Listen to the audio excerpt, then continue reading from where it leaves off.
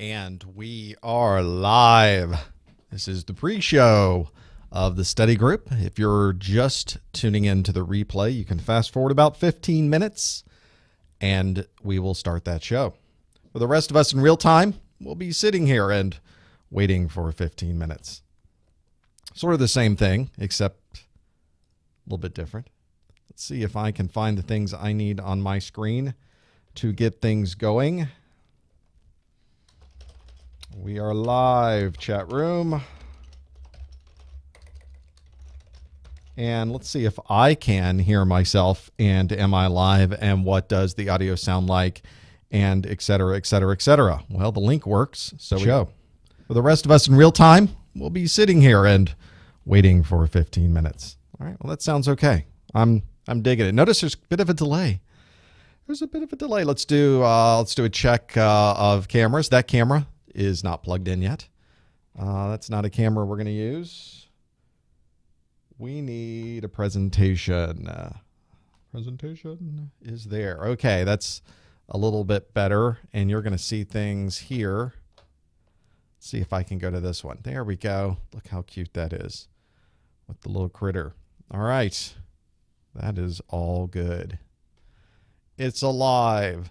It works. Now let's see if we can do the call-in lines. Did I even put the call-in lines on the live page this time? This is something I should endeavor to do. And of course, I did not. Well, we'll have to change that. We shall update that pronto. Let's make some changes. If I can. It's always a little something to type in here, isn't there? So what are our call-in lines? Let's figure this out. We'll be taking calls during the second half of the show. Second hour of the show. We have plenty to do before then. I shall endeavor to do that. All right. Let's try to edit some things and get them online and get phone numbers going and et cetera, et cetera. I'm sure I have some around here somewhere. Let's have a look at that. Got it. Are those the right numbers? Let's find out. I believe they are. They look correct.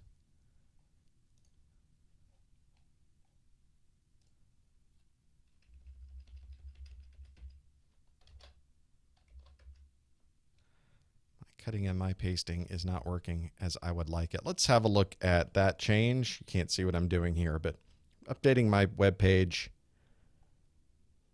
Of course, it's not updating with the right information. We're just going to update it anyway because I live on the edge. Who needs preview? Nobody needs preview. There we go. Now we got phone numbers. And we're still waiting on this. That works. Gosh, that was relatively simple. Let's see how the chat room's doing. I don't know if here at the end of the year we'll be getting a lot of people live, but we'll give it a shot.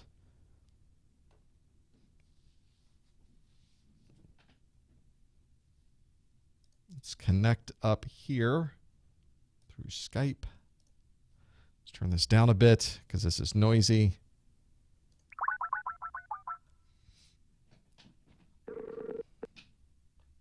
Your show is scheduled to start in 10 minutes. There you go. 5. All right, we'll turn her down so that she doesn't make a lot of noise. Here she is. We'll put that there. Put this here. Put the tweeter thing over there. Do this little piece there. Okay.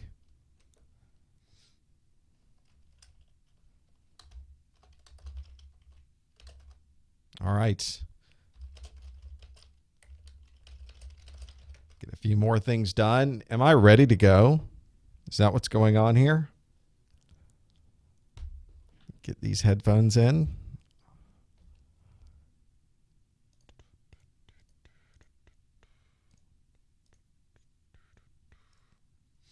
Okay. Yes, there's the chat room. If you're watching this live on YouTube, there's a chat room at the bottom of ProfessorMesser.com, on every page of ProfessorMesser.com. And that's the chat I will be looking at.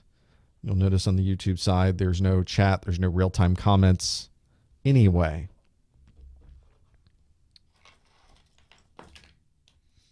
Wish I could remember what's in this presentation. I did this presentation before the holidays. All the questions. So they'll be new to me too. Hopefully not that new. I have to figure that piece out.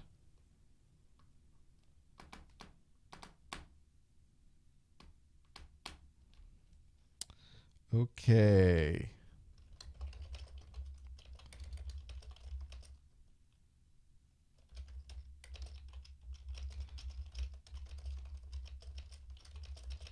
All right. What else we got to do here? We've got Skype will be going, or rather the Twitter will be going out automatic. The chat is up. I'm connected to the dial-in lines. I think we got it going on. I could probably load up a couple of things here.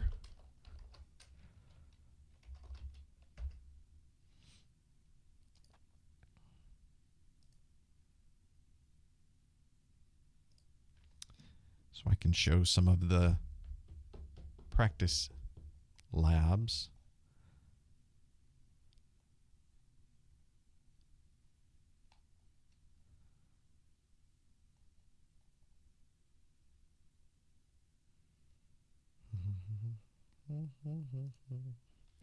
Or maybe not. Maybe I won't show those this time. We're going to have very little time left. Once I get to that, we'll see. May be able to make that happen.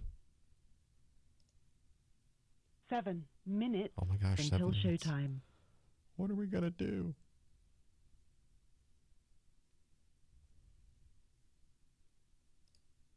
Okay.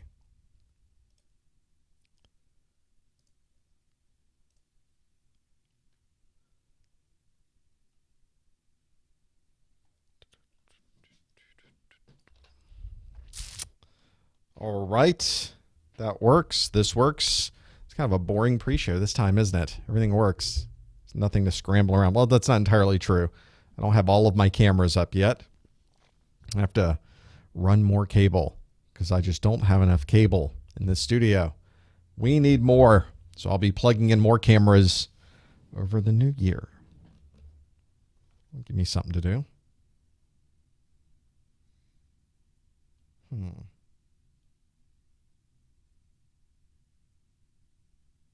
Okay. 6 minutes until showtime. Minute by minute breakdown. All right. How are you, chat room?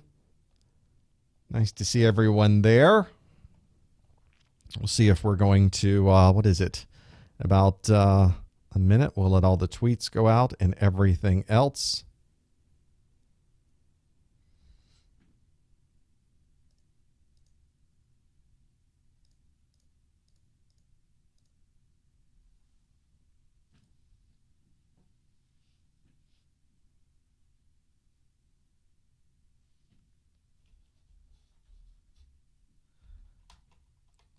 See if we can get these cameras back up. Let's see. You should see a presentation there, and you do. You should see what I see with the quiz settings, and you do. That's awesome. 5 minutes until All right. showtime. It's and there's the title slide. We're all good. We are all good. All right, chat room. Where's my chat? Let's change my screens on this side, and I can see everything. It's one of those things where if you think you don't have everything going and it's going this smoothly, you got to wonder what you missed. It's one of those things. What is it that I forgot? Well, we'll just go with it now. We're live. We're already streaming. There's audio. The video is switching. How bad can it be, right? I've got other things to troubleshoot later that have nothing to do with this. So we'll get around to that piece in a bit. Certainly can. 4 minutes until showtime. All right. See if I can get my remote going for my presentation. Nice.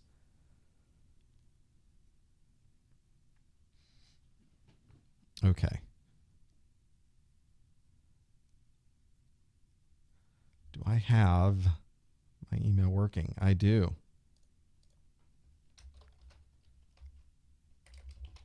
Let's make sure everything went out to the Facebook, to the Twitter. It did. That looks good. So welcome those that have seen the tweets, that have seen the Google Plus postings. We'll be getting started in just a bit. Some of you are already in Socrative. You already know the program. You're already with the program. In fact, I'm going to start this up so that you can actually answer a question. Until showtime.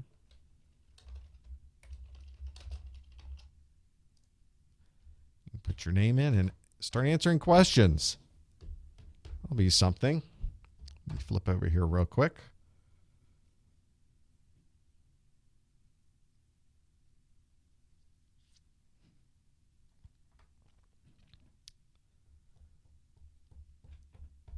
All right, that works.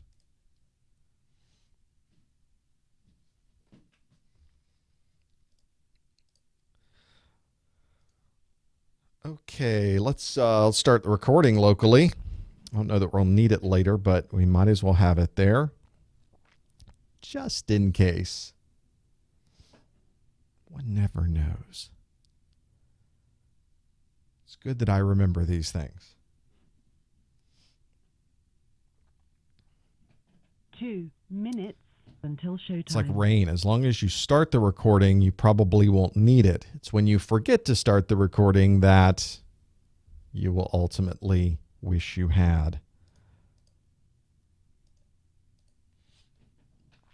And the Socrative is working. So I see everyone filling in and doing those things. Nice. Okay.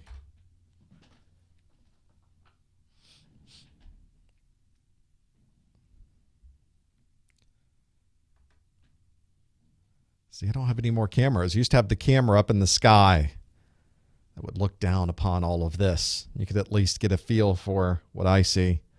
I've got to get that camera up and running. One more thing to do. As a reminder, before we get started, I will be following the chat room at the bottom of any page on Professor Messer. So we'll get that chat room going. Until showtime. Hello, chat room. Oh, I got the new SSD. Oh, how nice. How nice.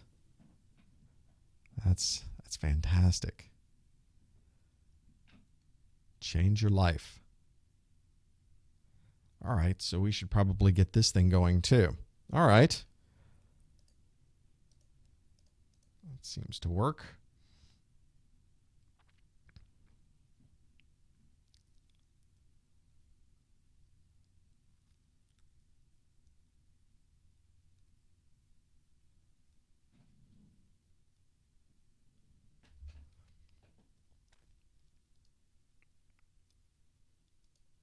Are we with these pieces? Okay. Where's my countdown here? Oh, here we go. About 12 seconds left. We should probably get this thing going, shall we? Your show will go live in 5 seconds. Okay. 4, 3, 2, 1.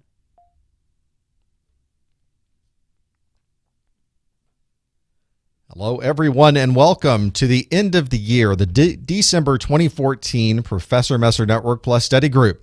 We have come together the last part of the year to answer some questions about Network Plus. Maybe there will be some things that will help you going into the new year if you're planning to take your exam. This is something that I like to do every month or so. I was able to sneak one in here at the end of the year. It makes all the difference when you're able to get a few things like that done. And I think this is a good time of the year to do it. Everybody's kind of settling down after Christmas. It's not quite New Year's. It's kind of a lull in the action. So we can take a breath and maybe have some fun answering some questions. You'll be able to answer questions live with me. I'll ask the questions and we'll see what you think of those later today. You get to participate. You can follow along with everyone else and see how you are doing. For those of you that are watching live, you can go to the Professor Messer website. I'm watching the chat that's at the bottom of any of the Professor Messer website pages. And if you're following this after the fact, well, you can't participate live there. Make sure you check in with us. You can go to the Professor Messer website. There's a calendar link right at the top. You can find out when we do some of these live events. This is, as I mentioned, something that I'm able to do thanks to you. You're able to support what we do here on the website, whether you're watching all of my free videos online or whether you've purchased an offline version of the course. I'm showing the DVDs here. I just switched everything over to flash drives. I don't even have those DVDs anymore. That happened so quickly. I had a flash drive up here somewhere. And these days I send you a flash. So much easier. Not many people have those DVDs anymore and what they're doing. Let me go back one slide so you can see that. Here's my flash drive. So now you just get a flash drive from me. It's so much easier to do that. Here we go. If I hold the branding up correctly, that's it. The beer company's not going to give me any money now. If you'd like to know more about that offline version, you can find it at professormesser.com/download-network plus. And of course, if you'd like to follow along with what's going on here, I will post occasionally to Twitter. You can go to professormesser.com/something/Twitter. /YouTube is a good one. You can subscribe to my YouTube channel. I mention sometimes that even if you aren't purchasing a study guide, you're not buying anything, you're watching the videos for free. But if you would like to give back a little bit, subscribing to the YouTube page is a great way to do that. We're very close to 100,000 subscribers on that page. I'd love to get over that after the first of the year.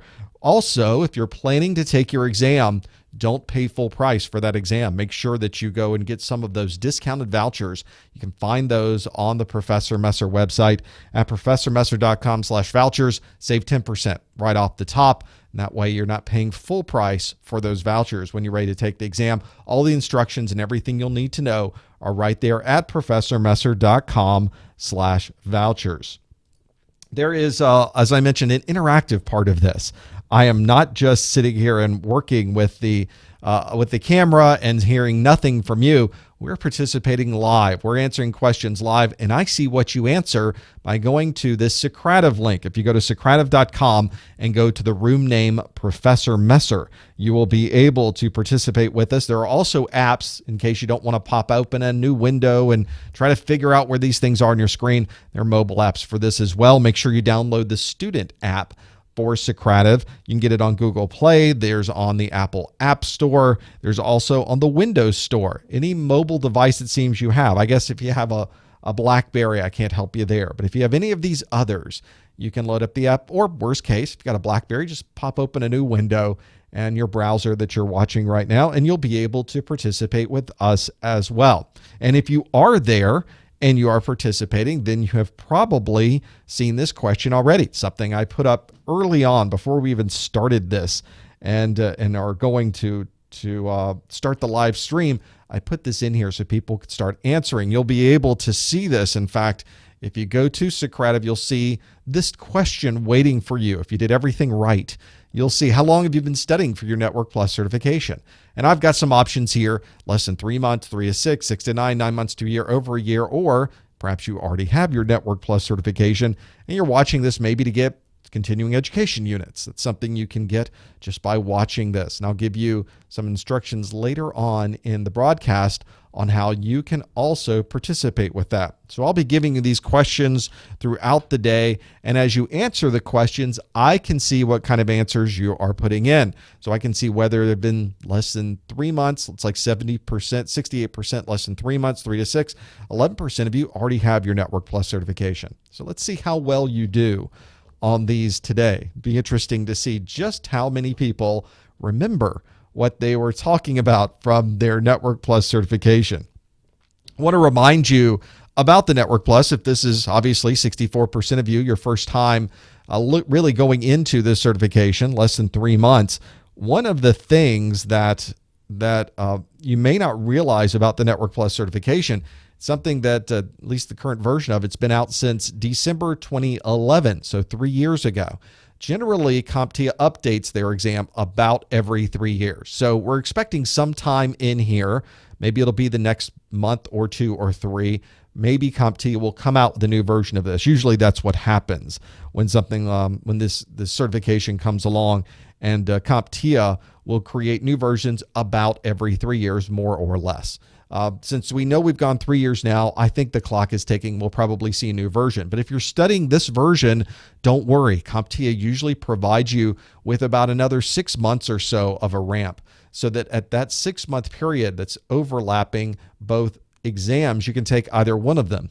So if you're spending all this time studying and suddenly a new exam is released, that's okay. As long as you take the current exam in the next 6 months, you're fine. And whether you take the new exam or the old exam or whichever one you decide on, doesn't matter, you get exactly the same certification. That's the important part. So there's no difference in taking an old versus a new. I guess the only time that might be useful is if an employer is telling you, I really want you to take the new exam. I guess that would be a little bit different. So think about what we're doing along those lines. When this exam came out, there were a lot of changes to the certification, things like adding virtual networking. There were additional OSI questions, security questions.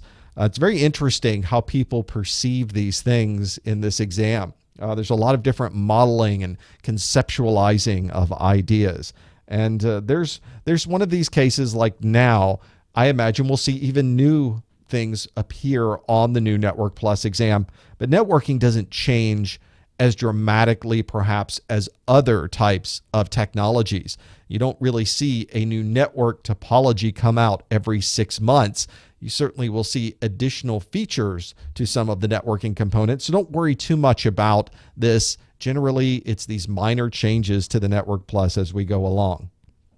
Well, let's jump into some questions, shall we? I think there's a number of things that I would like to ask of you. And I was talking in the pre-show that I put together these questions before the holidays. So now I'm trying to remember exactly what I asked. So maybe this will be just as new for me as it will be for you. So here's the first question I have for you. Let's go through, and I'm going to move on to the next question. So you will see this in Socrative. And the question is, which of these would be considered an IGP? Choose 3 of them. So this is one of those things that I like to ask you questions that make you think about what's in the question. So I'm not just asking you for the definition of something. I'm giving you something that you have to first know, what is IGP? And at that point, you have to know what of these things on the screen is an IGP. If you go to Socrative.com, to the room Professor Messer, you'll be able to answer this question. And the options you have available, I've got 5 options here. You have to choose 3 of them. So your odds are pretty good already, right? So which of these would be considered IGP? Would it be RIP? Would it be OSPF? Would it be BGP? Would it be EIGRP? Or would it be static routing? 3 of these are an IGP. Obviously, 2 of them are not. So look that over. This is one of those times where just looking at the particular questions might give you an idea of what these answers might be. So this is one of those where you might be able to figure out the answer if you happen to know. And again, you can go to Socrative.com or use the Socrative app to do that. And you can absolutely go through and work on those pieces. There is on the Professor Messer room as well. So there's 3 of these here. I'm going to flip over on my screen. I won't show you yet what the answers are. And again, no answering in the chat room. No answering in the chat room. This is one of those also that I like to ask a question that's a little bit off the beaten path. So in this particular case, I think I may have gotten a few of you thinking about this one. So we're looking at the answers. I should see, really, if I'm picking 3, a 33% across the 3 answers that we have. And we're getting some interesting responses here. Let's flip over and see what the responses might be. In this particular case, we've got 24, 26, 12, 35, and 3%. So probably static routing didn't qualify in anybody's mind as an IGP. But I think if we let's just take the top top three of these. So we've got 24% RIP, 24% OSPF, 35% EIGRP, but 12% of you said one of your options is at least a BGP. So which one of these is it really? I think that's where we really want to dive into this and understand more about all of these routing technologies. You can tell now these are routing protocols. For those of you that are trying to figure out what is this IGP thing? Usually when we're talking about IGP, we're talking about interior gateway protocols. And when we start talking about whether a protocol is an interior gateway protocol or an exterior gateway protocol, we're usually talking about something called autonomous systems. You'll see this abbreviated as AS. We rarely call it, really rarely refer to it as an autonomous system when we're talking to other network technicians. We're usually talking about what AS number happens to be configured for that particular routing protocol. And the AS numbers that we're dealing with are really a logical grouping. Everything that's usually inside of your particular control is an autonomous system. This is one where if you're just a single small to mid-sized company, everything in your building, everything on the floor where you're working, everything in the room where you are, that's your autonomous system. You're not really dealing with other systems and other networks that are located in other places. Obviously, if you are an internet service provider, you have many customers, and each one of those would be an autonomous system because you don't have a customer over here managing a network somewhere else. They manage their own things. And if you're managing it, that's your autonomous system. That's a good way to think about it if we deal with from a definition perspective. Well, the question was about interior gateway protocols. So which one of these would be an interior gateway protocol? Obviously, interior gateway protocols, just the name itself means that we're using it inside of a single autonomous system. It doesn't go between autonomous systems. If it was to go between autonomous systems and connect two separate ASs, then it would be an exterior gateway protocol. The internal gateway protocols that you would configure on your routers to connect your main site to a remote site under your control might be things like OSPF, might be ISIS, it might be RIP, it might be RIP version 2. And these days, everybody's using RIP version 2, it seems. EIGRP is another good example. And these are what you would normally use on the inside of your network. So if we go back and look at what the answers were for that one, we can see most of you said RIP, OSPF, and EIGRP. If you said BGP or static routing, those would not be correct. Static routing is neither an interior or exterior gateway protocol because it's not a protocol at all. It's you configuring a router configuration. You're telnetting in, you're SSHing in, you're going to the web front end of a router, and you're configuring those settings manually. If you're talking about an EGP, as far as the Network Plus exam is concerned, the EGP that you would work with is BGP. It's a good example of an exterior gateway protocol, and really the only one you really have to know about for the Network Plus exam. If you want to see a visual view of what this might look like, this would be a very good example of that. So you've got all of these separate autonomous systems, Company A, Company B, Company C, Company D, and you can see each one of those is using a different set of routing protocols inside of its network, on the interior of its network.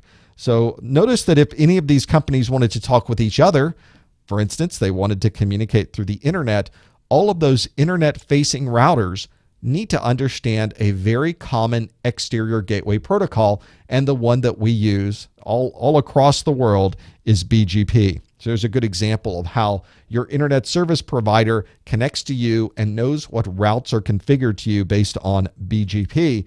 Inside of your network, you're not doing any BGP. Now, you may even be doing static routing completely. You may not have any interior gateway protocols. It may be all static routing from that configuration.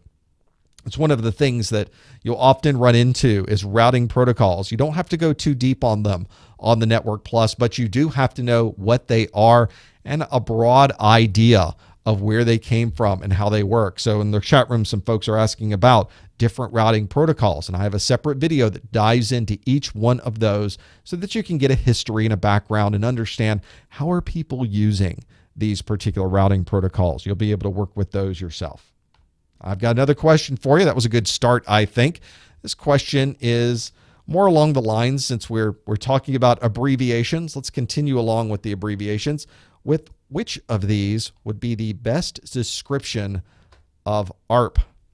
Of ARP, whatever ARP is. Again, I like to give you those two-step questions. For this, you can answer this question by going to Socrative.com or Socrative.com and choosing the Professor Messer page. So the options I have for you, and only one of these is correct, is an ARP. Does this send routing information between remote sites? Does it securely encrypt data between two VPN concentrators? Does it resolve a MAC address from an IP address? Does it resolve an IP address from a fully qualified domain name? Or does it synchronize computer clocks to a central source? One of these is an ARP. Those are very different things. So you may be able to use some type of calculatus illumitatus. You may be able to eliminate one of these or two of these because maybe you know what really manages that process. And I tried to put a few of these in here that may be a little more difficult to differentiate between. We won't make this a cakewalk for you. You can go to the Professor Messer room on Socrative to answer this particular question. And so you have to figure out when you're dealing with ARP. ARP is obviously one of those things that is asked about on the Network Plus exam. There's a whole section of it. In fact, I show you in my videos how to work with this, how to use it, what it provides you. So it's something you can easily pop open a command line, go right to that command line and start looking at ARP information. I still have a problem in my studio right now. I was trying to troubleshoot it this morning, and it was a video switcher that I have here was not responding on the network. And so I wanted to know, I can't ping it, but am I at least able to view it using ARP? See, there's a little hint for you. See if that might help. Let's see how we did with this particular question. It looks like I didn't fool very many people. If you answered one of those, 85% of you answered C, resolve a MAC address from an IP address, you would be absolutely correct. It does not send routing information between sites. That's generally one of the routing protocols we just talked about, the BGP, the EIGRP, the OSPF, the RIP. It does not securely encrypt data between two VPN concentrators. Those are usually some of the generally IPsec or SSL type protocols to be able to do that. The address resolution protocol is able to resolve a MAC address from this network IP address. So that's why we call it the address resolution protocol, or ARP. If you're trying to resolve an IP address from a fully qualified domain name, so you're typing in www.google.com, you need to get an IP address that is a domain name system server that's providing that, or DNS, not ARP or ARP. And synchronizing clocks to a central source, most of us know that's NTP, the network time protocol, to be able to work with that. And that's why we start working with these and trying to figure them out what that is. This is one of those things when you start working with the command line and using this ARP, this becomes very useful. I'll tell you what I was doing with it today. I have a device here that's a matrix switch for video. I put a lot of video inputs into it. I put a lot of video outputs coming out of it. And then in software, I could say, take an input and send it to this output. Take this input and send it to multiple outputs. And I can adjust that and change it around on the fly. And I communicate to that device with a piece of software that talks to the piece of hardware with an IP address. And it is now suddenly not talking on the network. I'm not able to communicate to it. So I bring up the software, it can't find it. So I close out the software and I restart the device, because if you're going to troubleshoot, have you turned it off and back on again? So of course, that's what I did. I turned it off and I turned it back on again. And I'm able then to try to connect to it. I try to ping it and I don't get anything. And if I try to look now at my ARP table to determine, is it at least getting a MAC address resolved for the IP address that I'm using during the ping, I'm able to look and see what MAC addresses are associated with what IP addresses, because if it's not even communicating with ARP, it's certainly not going to be pingable. It's certainly not going to use any IP services. I need to at least see if it's talking at the Ethernet level. And that's exactly what ARP is telling me to do. In this case, I'm able to actually ping it. I obviously get an ARP response. I'm able to see the MAC address in my ARP table until I load my software, and then it stops working. So there's obviously a bigger problem that I have to work with on that piece of software. But that's a very good example of how you might work with ARP. If you're not pinging something, try looking to at least see if you're receiving an ARP response. Maybe it doesn't respond to ping. Maybe you can't connect to it with a web browser. That's at least giving you that Ethernet level feedback. As long as it's on your local network, ARP becomes very, very useful. Let's do another question. I love these networking questions. Let's get down into this. Another question that we have here.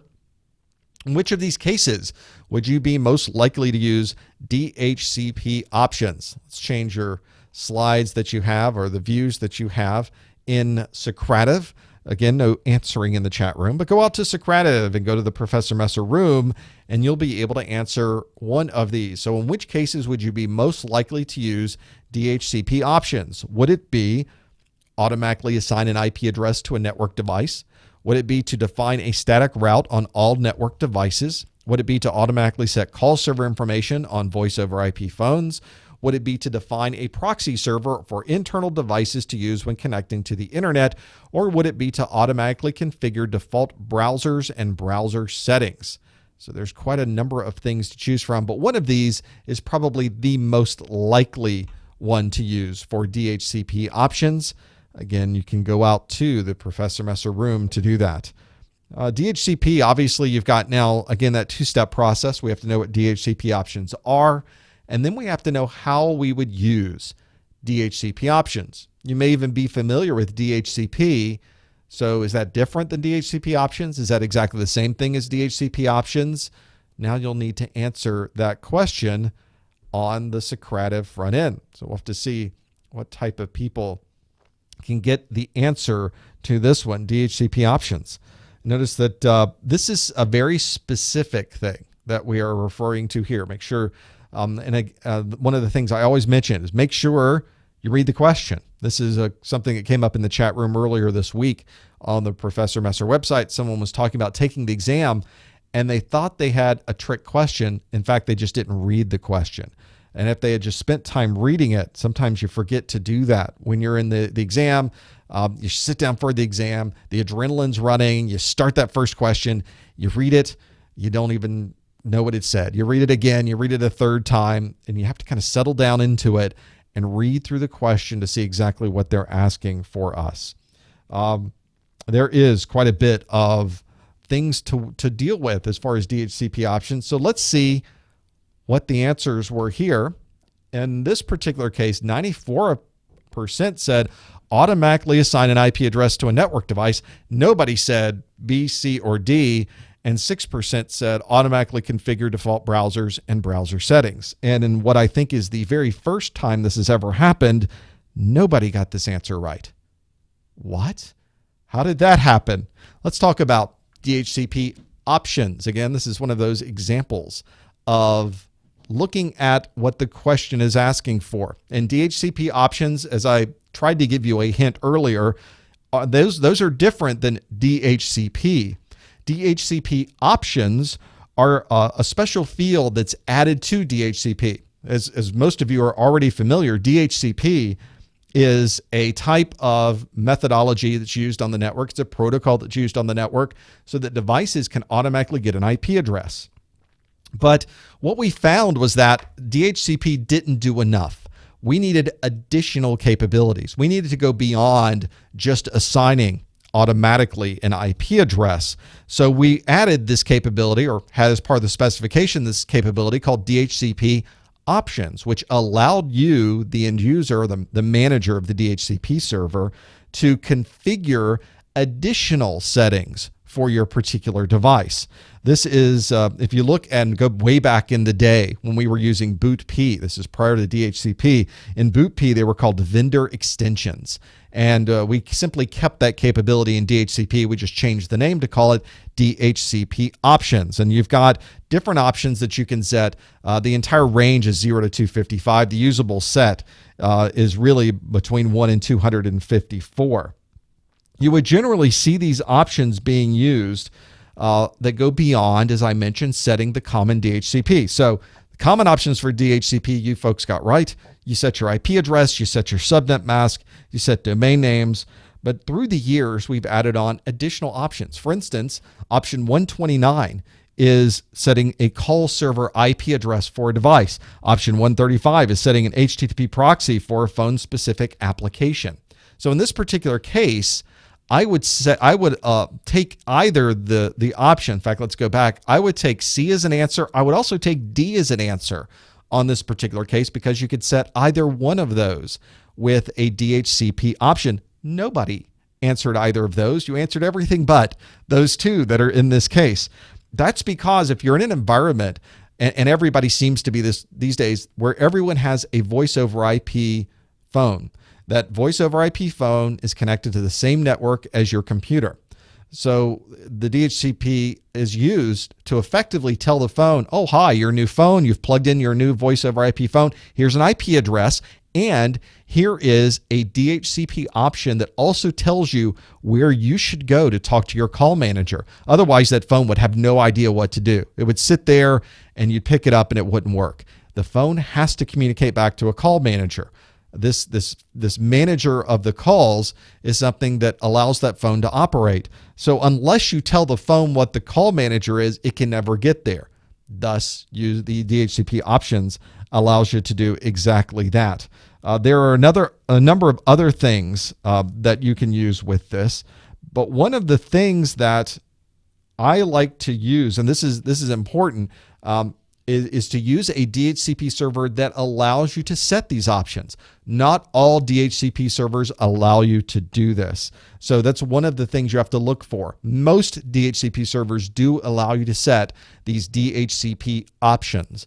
Just make sure that if you have voice over IP, you've got to make sure you use a DHCP server that can push out the DHCP option for option 129 to put a call server IP address as part of the DHCP process. Good example of this is in Windows Server 2008, just a screenshot I grabbed off of my server, and you can configure server options in there that have all kinds of different things you can add to the DHCP piece. Well, that's a lot to go through, and I see some of you were smart enough that at the last minute, at least 3% of you, maybe one or two of you added, yes, okay, proxy server, I got it right, got it half right. So that's one of those cases where working with those things is important to know, and you'll probably run into these, especially if you're working in an environment with any type of voice over IP inside of it. Now, for those of you that have been looking for a while on my website, I not only provide these free videos, but as a way to help support what we're doing on the site, I also have taken all the content from all of my videos and I've compressed it down to just the things you have to know for your exam, or at least a good chunk of things that you have to know for your exam. And it's my Network Plus Study Guide PDF. It's an 11-page PDF where I took all of that information from the slides and put it in here. So this doesn't replace your book. It doesn't replace the videos, but it does give you a way to look through, and you can see a lot of the things on here are directly right out of my videos. The graphics, the network documentation pieces. In fact, there you go. There's the interior gateway and exterior gateway protocols piece. Let me quit a little app that I have here. There's exactly the diagram that came right out of the presentation we saw today. So it's a good way to get a nice update. You can use it for studying as you're going into your Network Plus exam. And it's another way to support what we're doing here on the website. We have enormous hosting bills. So one of the things that I make is the study guide, and it's $10, and it's an immediate download. You can have it in your hands. It's a PDF file. It's a unprotected PDF file. So you can take this document and put it on every single one of your personal devices. So you can put it on your laptop. At the same time, you could put it on your tablet. At the same time, you could put it on your desktop computer. So that way you can have it everywhere you need to have it before you take your exam. That's one of those things that I like to make sure you have all the information available to you. Don't want to lock those things down so that you're able to get it. This is one of those that comes in really handy. A lot of people have said, oh, this is a great study guide. I'm glad I got this because it told me exactly what I needed to know prior to going into the exam. You can find out all about that at professormesser.com/NetSG. Stands for Net Study Guide, NetSG, and I'll show you all the details about that, and you can see a little bit more about how that works. Well, I have more questions for you. Let's keep this party going. I've got a question. I need to click next here so you see it on your Socrative side. Now click this here so you can see it in the live feed side as well. So question here is, in which of these cases would you use an Ethernet crossover cable?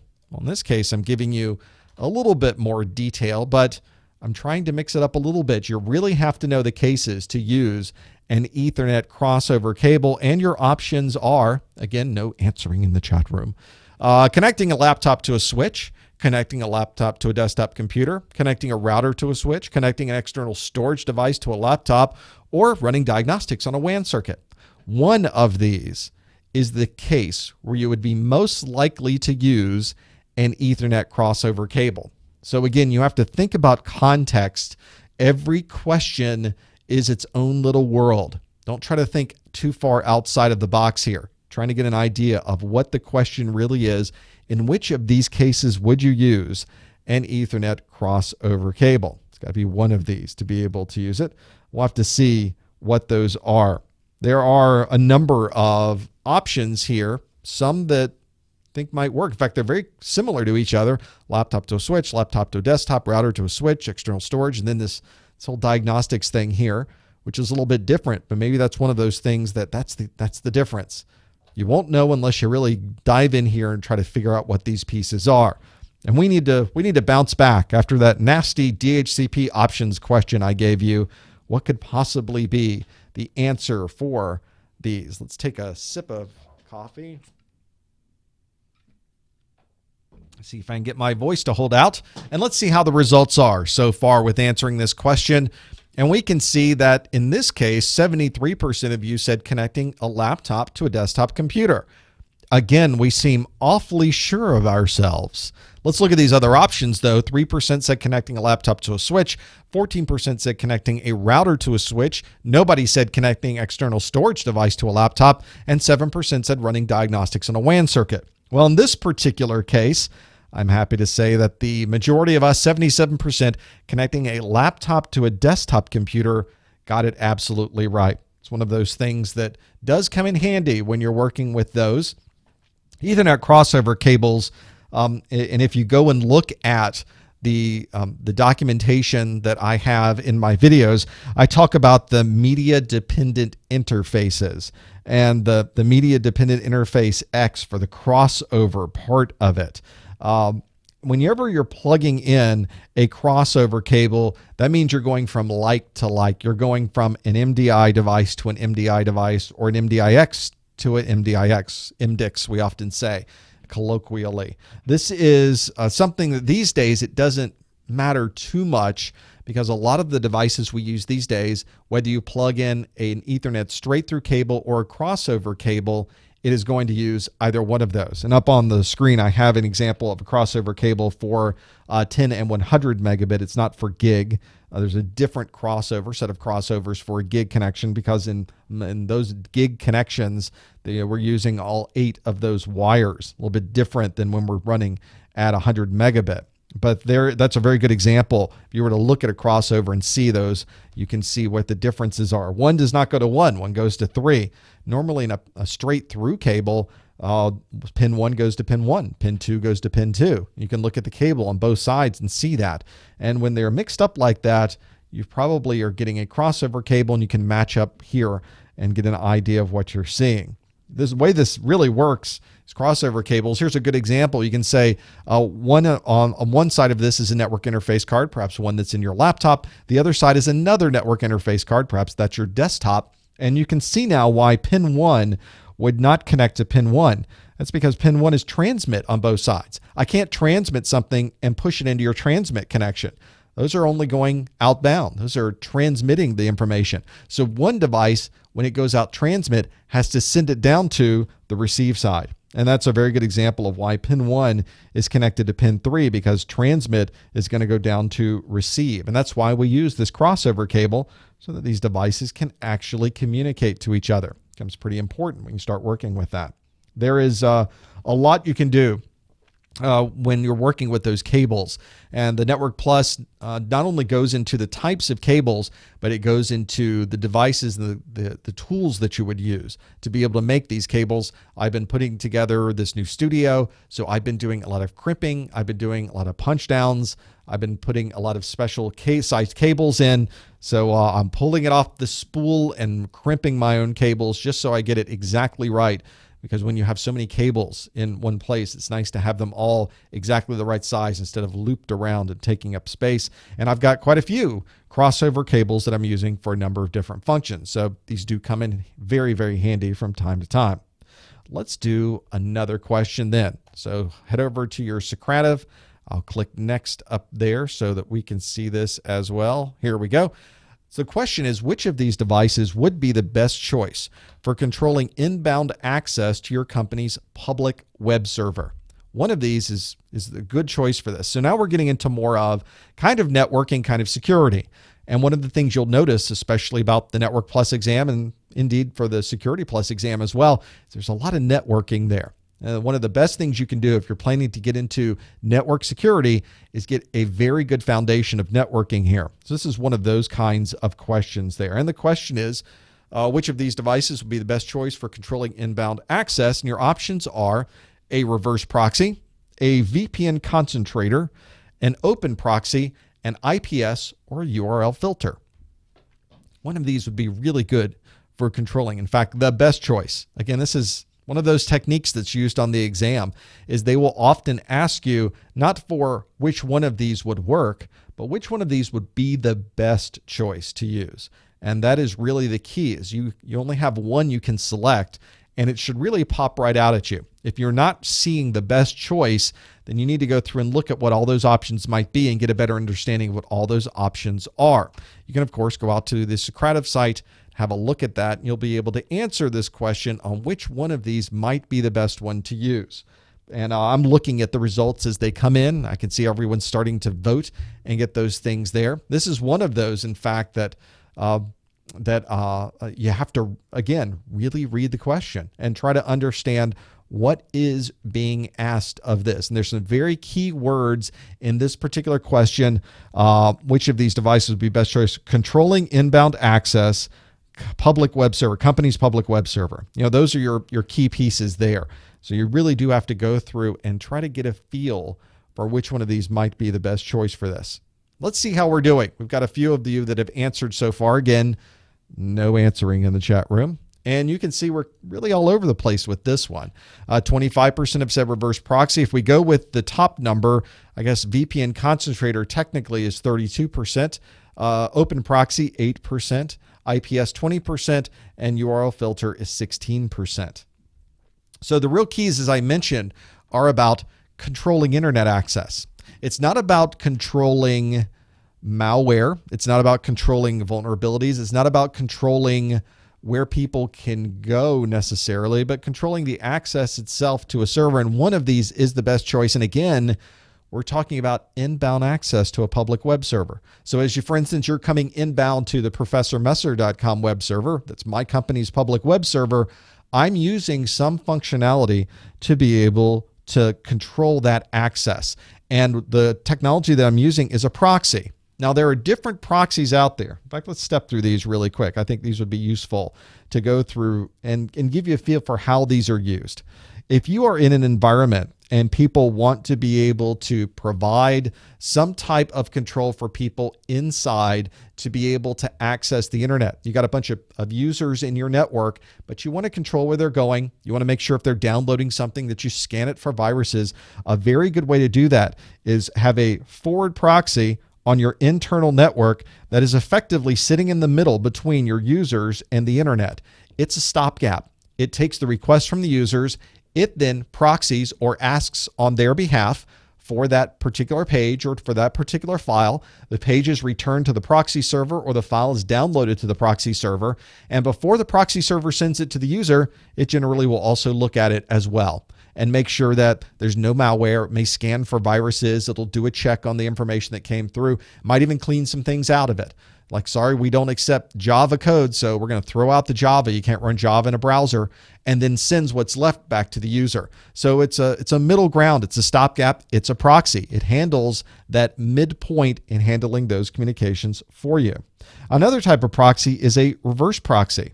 This is really the other scenario where you have a public web server. This is very similar to our question, isn't it? And a lot of people are hitting that public web server, but instead of having everybody hit a single server or allowing people to access that server directly, we put in the middle a proxy. And we do what's called a reverse proxy, where people are coming inbound to my server.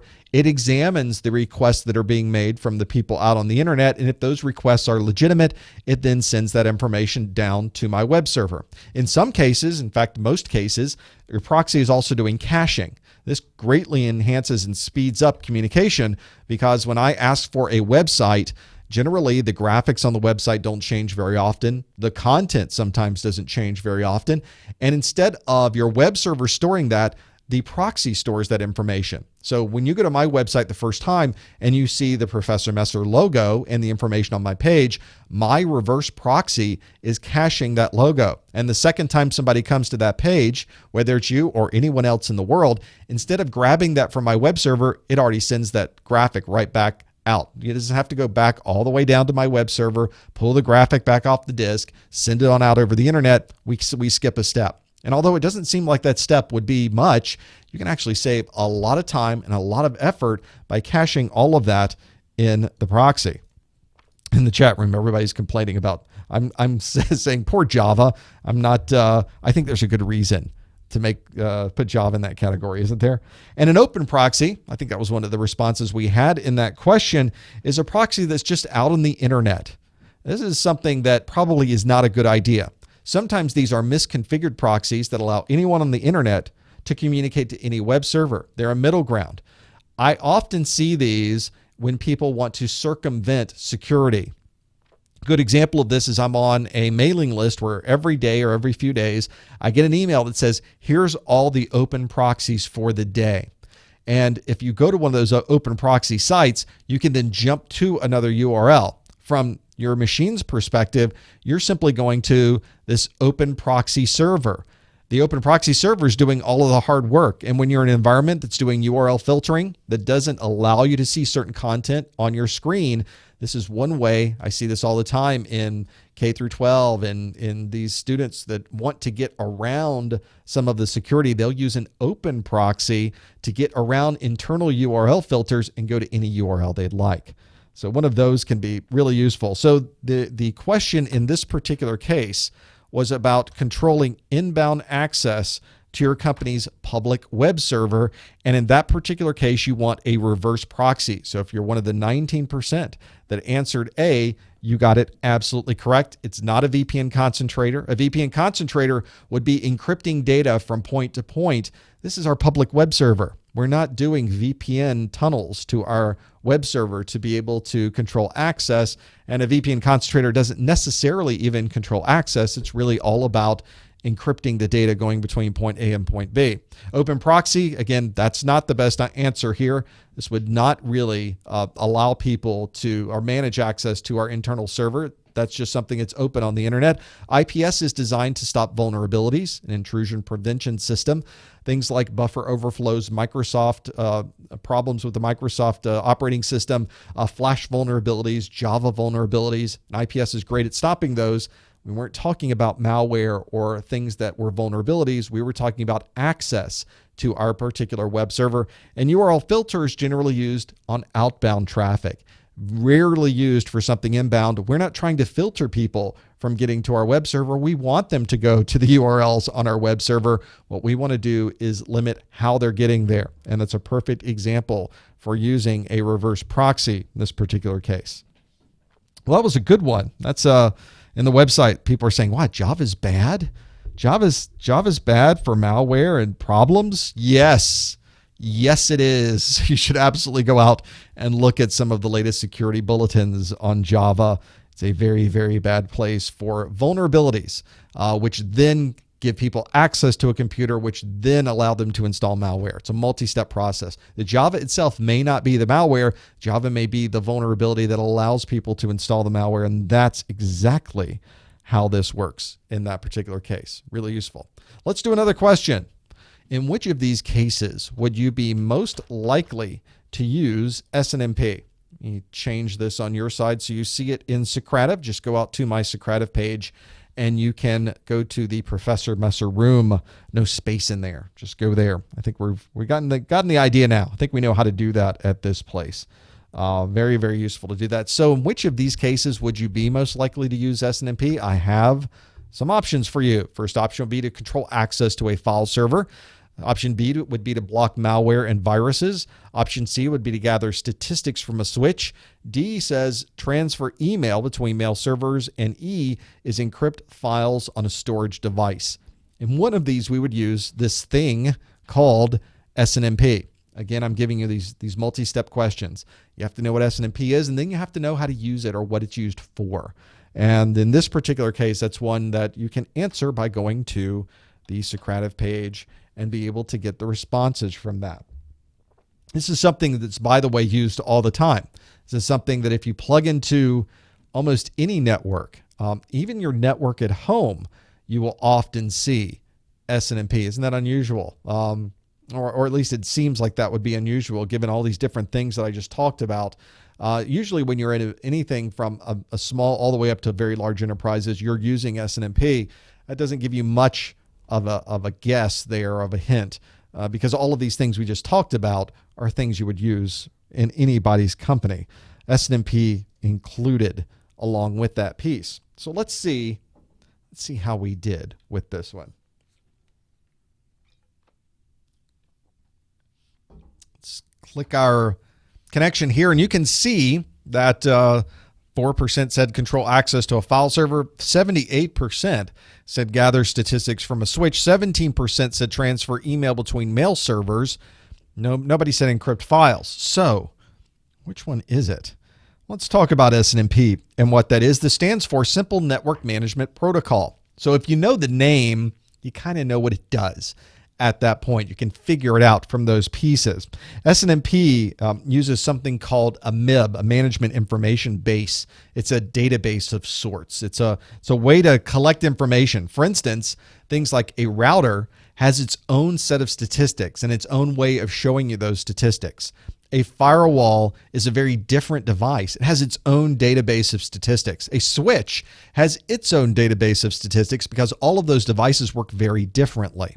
So when we start working with SNMP, you'll often see someone say, oh, do you have the MIB for that router? Because I need to install that MIB in my management device so that it can properly communicate to that router and really gather the router specific metrics.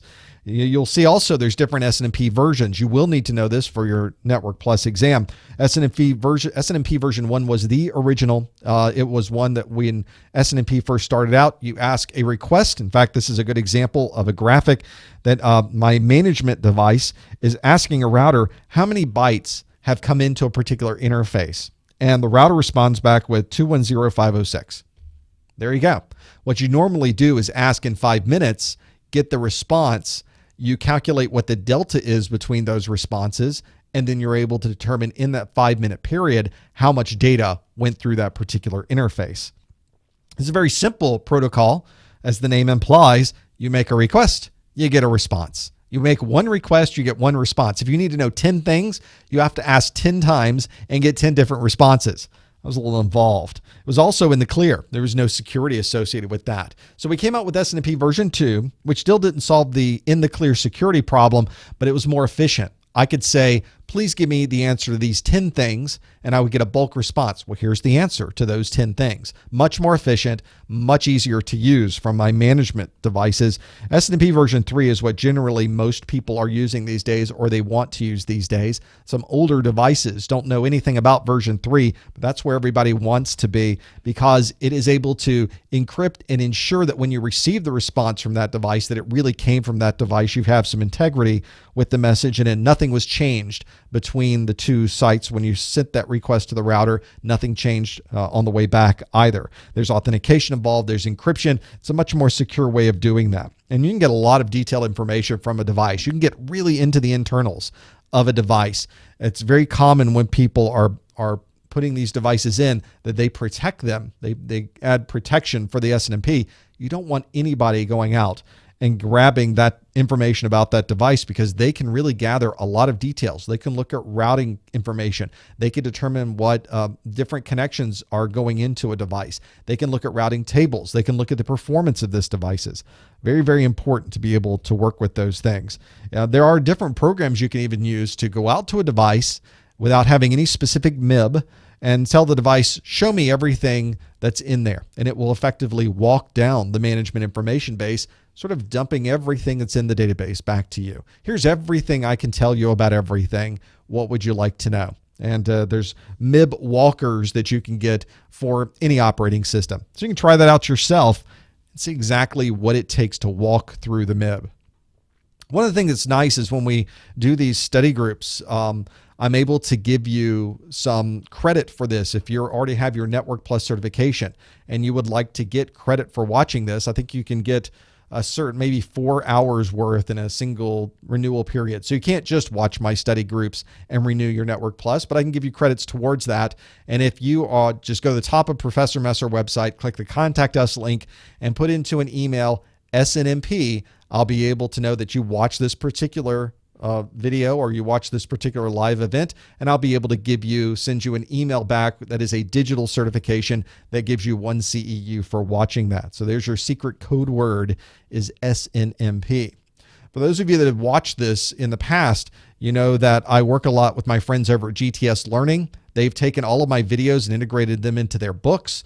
They also have live labs. So if you don't want to set up labs in your office, on your desktop, on your laptop, you don't have different machines to set up. You don't have Microsoft domain servers. You don't have Wireshark running. You can have all of this running for yourself out on the internet with Freestyle. Why not take advantage of this? It's always available from any browser. You can connect to it, and you've effectively got entire labs with step-by-step labs that you can step through. All of these machines are available for you to use 24 hours a day, 7 days a week. You don't have to load any software in your computer. You don't have to do anything special. You're not using disk space. You don't have to have operating system licenses, none of those things. And you have Network Plus labs to work through. All of this is available out on professormesser.com/netlabs. And it's one that you can try absolutely free for an hour. So you can see yourself if this is something that might help you. And if you're someone who likes to be able to work through some of the challenges with these performance-based questions, working at the command line and working with looking at the packets and looking at an ARP and understanding SNMP can be done right in these labs. So if you'd like to also get a great price on this, you've tried it out and you really like it, I also have a discounted price through GTS Learning. It's only $99. You can find out more about that and all the details out on professormesser.com/netlabs. And I want to thank GTS Learning for also sponsoring what we do here and giving all of you this great price on some of these labs.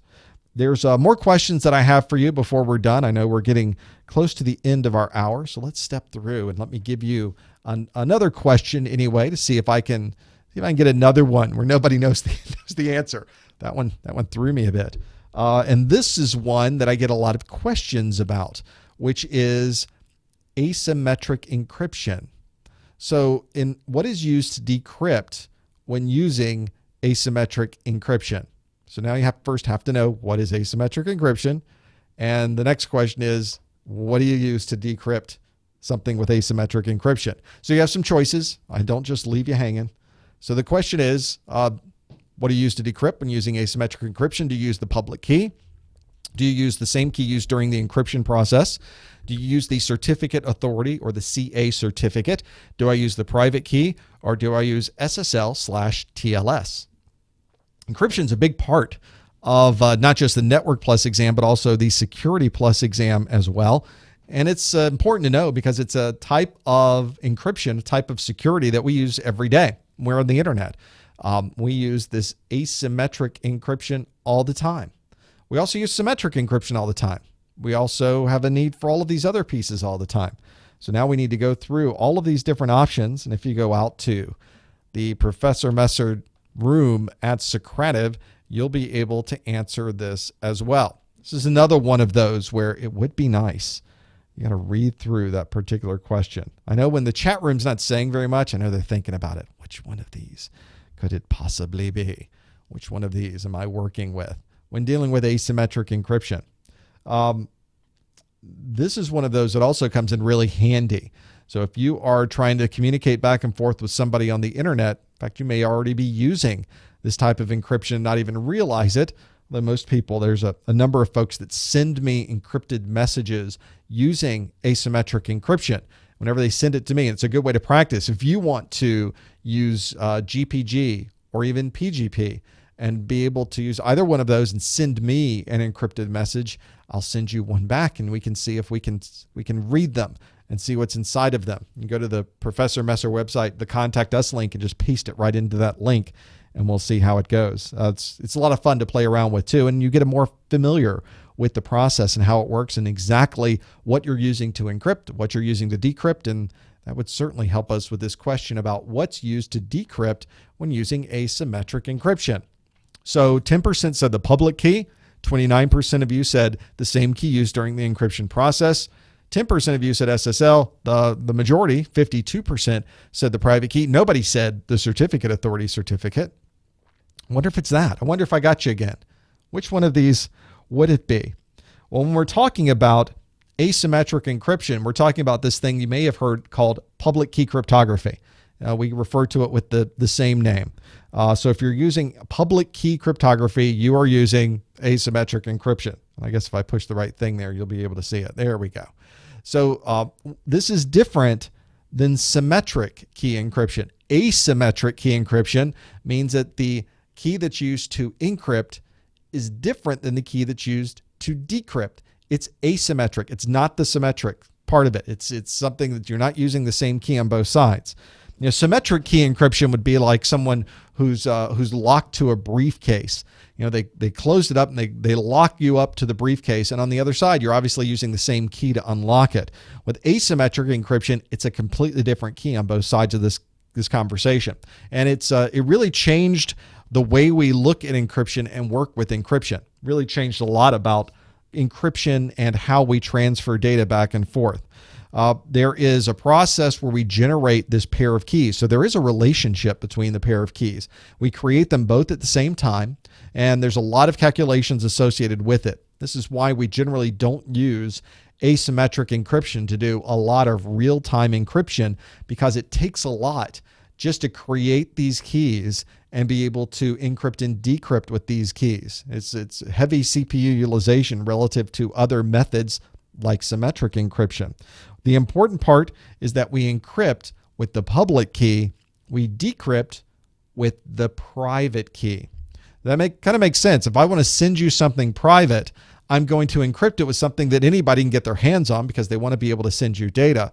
But once this encrypted data gets to you, you obviously are the only one who can see it and the only one who can decrypt it, because you have the key that is private to you. You have the private key. So if we were to have a look at the answers we got here, 55% of you said the private key. You got that one absolutely correct. So that's a good example of thinking about the encryption process, stepping through the question, understanding what's being asked of you, and getting that right answer. And I have another question for you. Let's step through another one of these, and it is, which OSI layer is associated with routers? You didn't think I was going to be able to get through one of these without asking you an OSI question, did you? I'm going to talk about OSI in a moment because I saw something today that was remarkable. Obviously, your available answers here, since there are 7 layers in the OSI model, it's going to be layer 1, 2, 3, 4, 5, 6, or 7. You can answer that in that cases. So one of you were talking about using private keys without realizing it. Yes, you do. Whenever you are on a web server and you are encrypting data to that web server using SSL or TLS, there is a private key, public key exchange that is taking place there as well. In fact, you're using that public private key to transfer a symmetric key that for the rest of the session is being used symmetrically to encrypt that data back and forth. Remember I said asymmetric encryption, there's a lot of overhead with encrypting and decrypting. So we use both of those when we're doing web server with SSL or TLS to be able to communicate that way. Very useful. The public key is one we give to everybody. It used to be very common. You just hand it out to everybody who want it. You put it on your web server.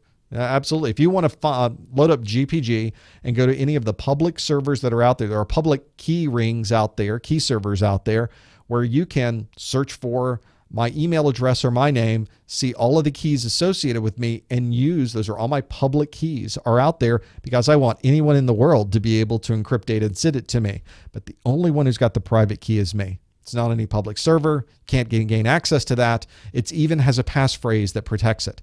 So I can't even decrypt it unless I have both the private key and the passphrase. So there's extra additional security on top of that. When we talk about this question with routers, now we're getting into the OSI model and trying to understand the details of the OSI model.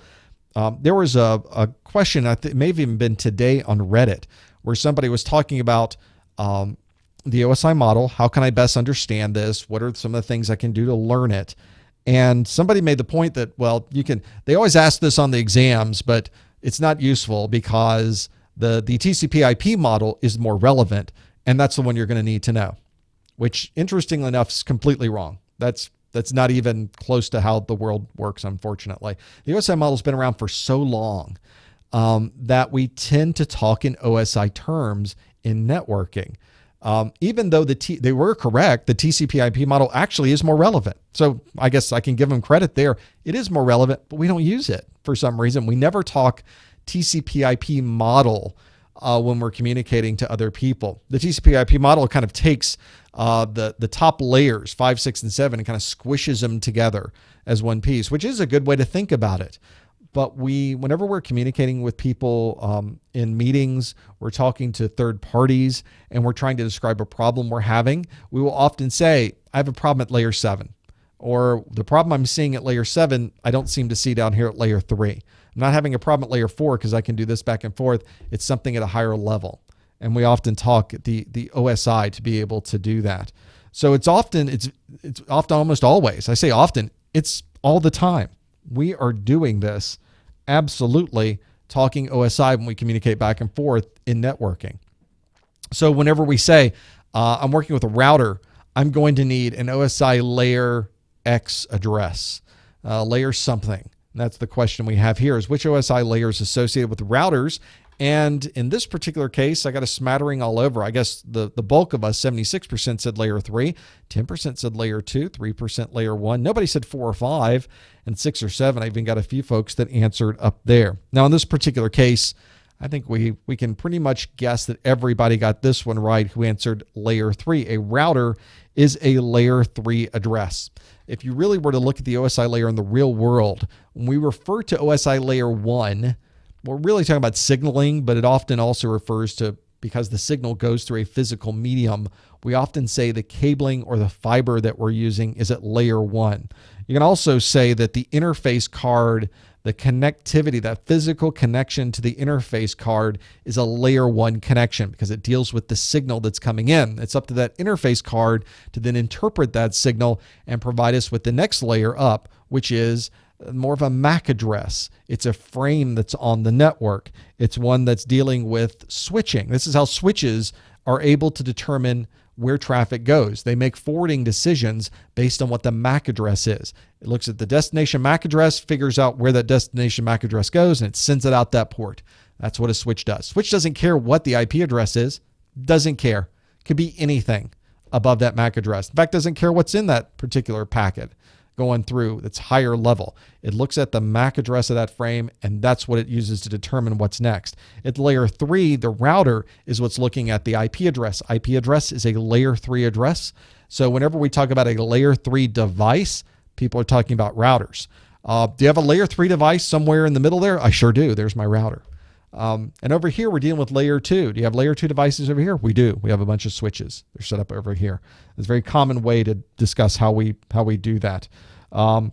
There is a number of things at layer 4. When we talk about port numbers, we talk about TCP segmentation, we talk about UDP. We're really talking about layer 4 and how we do that. There is layer 5, 6, and 7 we often crunch together, as I mentioned, but they really are handling different things. Layer 5 being more of the control protocols, the way we tunnel information back and forth. On top of that, if we were to encrypt data, we generally do it at layer 6. SSL and TLS are a very good example of using layer 6 encryption, and we are encrypting the actual application data that we're seeing with our human eyes. So if we're in Google Mail and we're encrypting data, we see the mail message, and to get to us, that mail message had to be encrypted. It might have been sent through an encrypted tunnel. It was sent to a particular port number from a particular IP address that came onto our network from a MAC address and ultimately was sent over the wire. All of that's happening every time data goes back and forth on our computers. In the chat room, people are saying, yes, that's the DoD standard, or the TCP models, the DoD standard. But we aren't talking about protocols, though. People often think the TCP IP model must be the one we use because we use TCP IP. But the models are just a way to talk about the protocols. The models are effectively irrelevant. They don't even exist. It's just a model. It's just a way to describe what's happening. We could have 12, 20, 200 different models of how we use and communicate across the network. And we just commonly use OSI, even though there may be other models that are more relevant to today's protocols. OSI is still very relevant. It still applies. It still works. It's a model. It's not like one is better or worse than the other. It's just a different way of describing this. And OSI is the one that we generally use back and forth when we're talking to other people about how it's described. In fact, if you look at a breakdown of a protocol itself, here, for instance, I have Wireshark, and I look at one particular piece of information. I'm going to scroll in. Hold on. In fact, you can even see the frame on the network, which has MAC addresses, which has a layer 3 IP address, which has a layer 4 TCP address, and then there's encrypted data above that. And if we had Wireshark set up to decrypt this data, if we had the private key of the server, we'd even see application data in here. So you can almost see the OSI layers right there laid out for you when you look at a packet capture going by. Very, very useful to have that. And that's where we get all those conversations back and forth with OSI. So keep that in mind as you're going through and using OSI and thinking about how your OSI model is going to work. That's exactly the way it's going to work out. Well, it's been a full hour of information. I wish I had time to go through all of the pieces. In fact, I had other questions. I always make more questions than are generally available. And in fact, if you were to look at your Socrative, you'll see me flipping through a number of questions. But the one I want to ask you before we leave is which topic you'd like for the next Network Plus study group. I like to get feedback from you. That way I can tailor the questions specifically to what's important for you. And if you want to just type in, it's a free-form question. I'm not going to show these to everyone. These will just be for us to use here. Feel free to put those answers on here and give me some feedback of things that you would like to see when working with the study group. We'll be able to work with those. There's a lot of things that we do with the study group. We do one every month. It's something that we're able to do because of your help. If you'd like to help support what we do, have a look at our Network Plus study guides at professormesser.com/netsg. And as I like to say, if you want to find me on any of the social media, go to professormesser.com/something. If you go to /Twitter, /YouTube, /Google+, /Facebook, and then, of course, /vouchers to get that 10% off any of your vouchers. I want to thank GTS Learning again for everything that they do to keep what we're doing running here. They're great people to work with, and you might want to try their NetLabs for an hour. Go out to professormesser.com/netlabs. And thanks to all of you. We would not be able to do these study groups without your help. If you're watching live, we're going to take live calls next, see if anybody has any questions, kind of talk about some of the things that are going on here at the end of the year. We can chat about anything. It's open calls. If you're leaving now, we thank you for joining us. We'll see you next time on the study group. Thanks, everyone.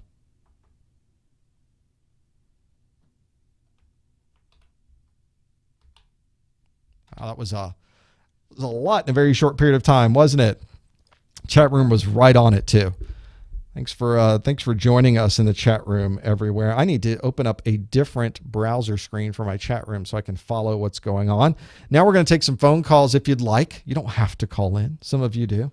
You can see the numbers. They're on professormesser.com/live. Just scroll right under the video. I put those phone numbers right there. If you don't see them, I updated them just before we went live. You may have to refresh that page to be able to see those pieces. That's okay. You can do that piece. I'm going to jump into the chat room on my account.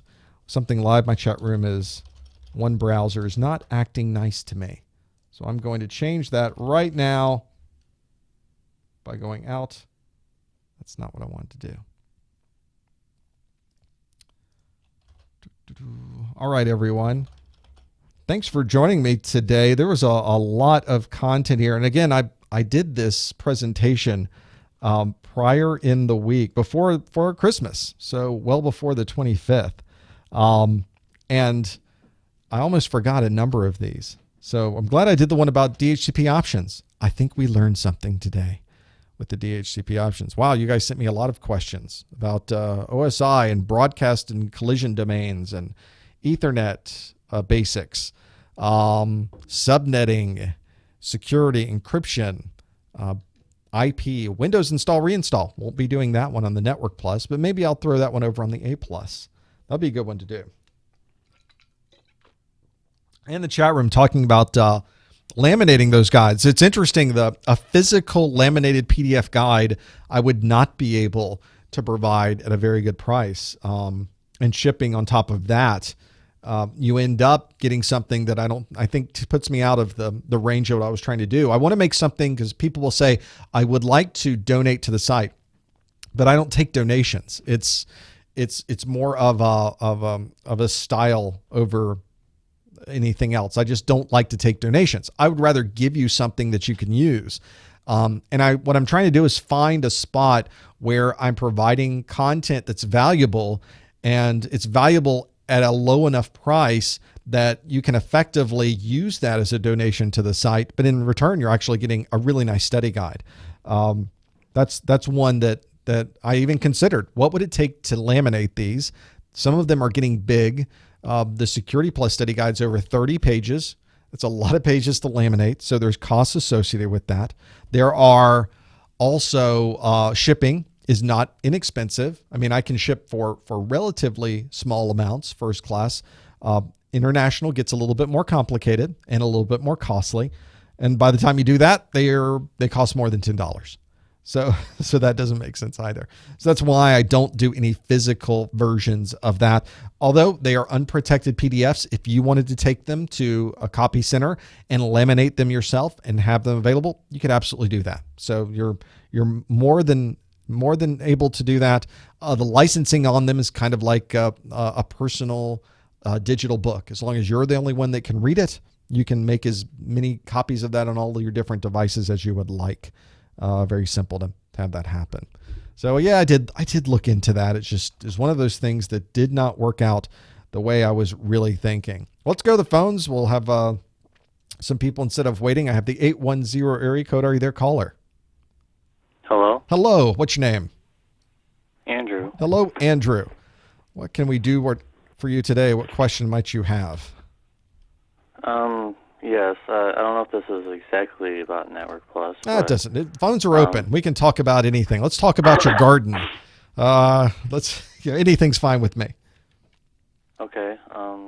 Well, the A Plus doesn't really go into depth about, none of the CompTIA exams go into about the cooling, about the computers, like liquid cooling. Not a lot. Yeah, the A Plus kind of just mentions it, like you could do air or you could do liquid. Now let's go to the next topic. It really doesn't go into a lot of detail, does it? Nope. Are you using or planning to do cooling on your computer? Do you have an interest in doing that? There's someone in my household that is planning on doing that, yes. Is it a gamer? That's usually where you see them the most. Yes. Okay. That's and do you have a question about it, or is there something you want to know about it? How would you go about, like, what are the benefits and why is it worth using over just regular fans? It's something we were considering doing over the summer. Me and my sons built some new computers. In fact, if you were watching my Twitter feed during the holidays, we were installing new video cards. It's remarkable just in 6 months the changes in video card technology. So it's time for an upgrade. So that was a big upgrade. We did it 9 a.m, Christmas morning. As soon as we opened it, we were pulling the box apart. And we went through this with their systems because they do a lot of gaming. And we were trying to figure out, do we use air cooling or do we use some liquid cooling? There are obviously advantages and disadvantages to both. Ultimately, you want to pick the one that's going to be able to cool down the CPU enough so that it doesn't overheat and damage itself. That's one of the primary things, of course. But a lot of times you get into liquid cooling when people are doing overclocking. They're really working their system and tweaking that CPU and trying to get it to go as fast as humanly possible. And in those cases, liquid cooling provides a more efficient cooling than perhaps just putting air over that, because it's something that's more direct. There's a coolant involved. You can cool it down and cycle it back through the system. And the liquid cooling works really just like the cooling is in an automobile, where you have this passing through with a very hot engine, in this case, the very hot CPU. It goes by. There's a heat sink right on the CPU that the coolant goes by. The heat is transferred from that heat sink, that piece of metal on the CPU, into the coolant. The coolant then goes to generally a radiator where a fan is blowing to cool the coolant down again, and the cycle begins again. It goes back to the CPU and just cycles through and cycles through and cycles through. And it's that coolant that is the chemicals that are used to really cool it down nicely. And it's a lot of fun to put one in. You, of course, have to make sure you do it very well, and you're using tubing that's not going to leak. That would be really bad to have that happen inside of a system. But generally, if you can make it cool with air, it's much easier, much more efficient, less complicated, certainly, than doing any of that. You generally only run into the need for liquid cooling if you're doing something very unique, or you just want it to be really cool, because that is pretty cool to have the liquid cooling. You can put LEDs behind it and it glows, and it's pretty awesome. So never discount the awesomeness. Sometimes that overrides the practicality of everything else. I often will look at liquid cooling, but ultimately, even in ours, we decided not to go with it because the air cooling was plenty for what we were doing. We really didn't run into a problem with that. Is there a particular thing you're struggling with on whether you want to do it or not? How do you have a particular one picked out? I'm just wondering, like, if I went into like a business, when would they ask me to put that in? Would it be like in a server, or maybe on one of their main desktops, or? Yeah, in most, I would say, in every environment I've ever walked into, and I walk into a lot of different companies, none of them are liquid cooled. Even the servers in the server room, none of them are liquid cooled, because air cooling works great. One of the things that has happened with CPU technologies over the years is CPUs used to double in speed. They went to, and if you go back and look at what Intel has done and AMD has done through the years, they were doubling in speed up to speeds like we were having 4 gigahertz chips that were coming out. And the problem they had was that these 4 gigahertz chips were just too hot. You could not cool them practically in a business environment with liquid. You have to use air. And they use cool air as a massive part of every data center. And if you go into the Network Plus, I think we talk about cold aisles and warm aisles, and it really gets into that air cooling that's used there. So you'll never see liquid cooling in a business environment unless, I say never, but if you're working, let's say you've got a job at a high-end gaming company and they are doing cutting-edge graphics, there could be circumstances, obviously, there where you would do liquid cooling. But the vast majority of everyone else does air cooling because we just don't have the time to deal with liquid cooling and don't want the risk of a server soaking itself. Because if something's going to go wrong in a server, it absolutely is. If you have one, maybe not so much. If you have 100 or 1,000 of those servers, really becomes an issue. So everything from a business perspective is really going to be air cooled. I used to work with supercomputers back in the day, and we used liquid nitrogen to cool those. We literally had a cryogenerator on site. We would send cold liquid nitrogen through the supercomputer. It would get warmed up. It would go back through the cryogenerator to cool back down, and then go back into the storage tanks. So that's when that's a good example of these days. If you look at supercomputers, they're not using liquid nitrogen anymore because we found more efficient ways to use multiple CPUs over a much larger perspective. We have multiple cores in multiple CPUs. So effectively, we're taking that computing power and spreading it out and making it so it's not as hot and easier to be cooled with air. And from a business perspective, it's all air cooled. From a personal perspective, maybe you want to do liquid cooled because you want to overclock or just because you'd like it to be really cool. All right. And let me know what you end up doing. And if you do, put it out on the Twitter, put it out on the Facebook, and let us see it. We want to be able to see those things here too. And I'll retweet it out as well. Okay. Great. Any other questions, Andrew? One more. Sure. I've been holding back on this one. Sure. For a while. Why not? Throw it out. When you go into these businesses, do you still see A and B router technologies? What do you mean specifically by A and B? Is there a particular kind you're thinking about? Like the routing protocols. Oh, for some like I was showing earlier, like with the EIGRP and the BGP and OSPF, I see them all being used, depending on where you go. A vast majority, I would say, I don't want to say a vast majority, but I'd say a huge bulk of people, when I look at routers and router configurations, I'm putting in a lot of layer 3 devices. I'm integrating with a lot of layer 3 devices during the week. And I would say at the edge of where the internet connections are coming in to the inside, a lot of it's really static routing because it's so easy, especially when you're talking about internet gateways. You can very easily set up a router at the internet gateway that says, if anyone on the inside is going to the internet, go. Just everything coming in, send it to the internet. And everything coming from the internet, send it to the inside. What could be harder than that? That is like the simplest route ever. If it's coming in, send it from the internet, send it to the inside. If it's going outbound, send it to the internet. And usually there's only one connection out to the internet. Some environments are much more complex. There are multiple links to the internet. These connections are to multiple ISPs. And they're using BGP protocol to maintain and keep those links up and running. If one goes down, everybody moves over to the other one. There's redundancy involved. And they use, obviously, BGP is the one everyone uses on the outside. On the inside, I see quite a mix. EIGRP is very popular in Cisco type environments because it really started with Cisco. And I recognize there are other technologies from other companies using EIGRP now, but very few people are using those because of the really reliance on what Cisco is doing. But when you have to interoperate with Cisco, it's a nice one to use. There are people using OSPF is probably one of the more common ones because it's been around a very long time.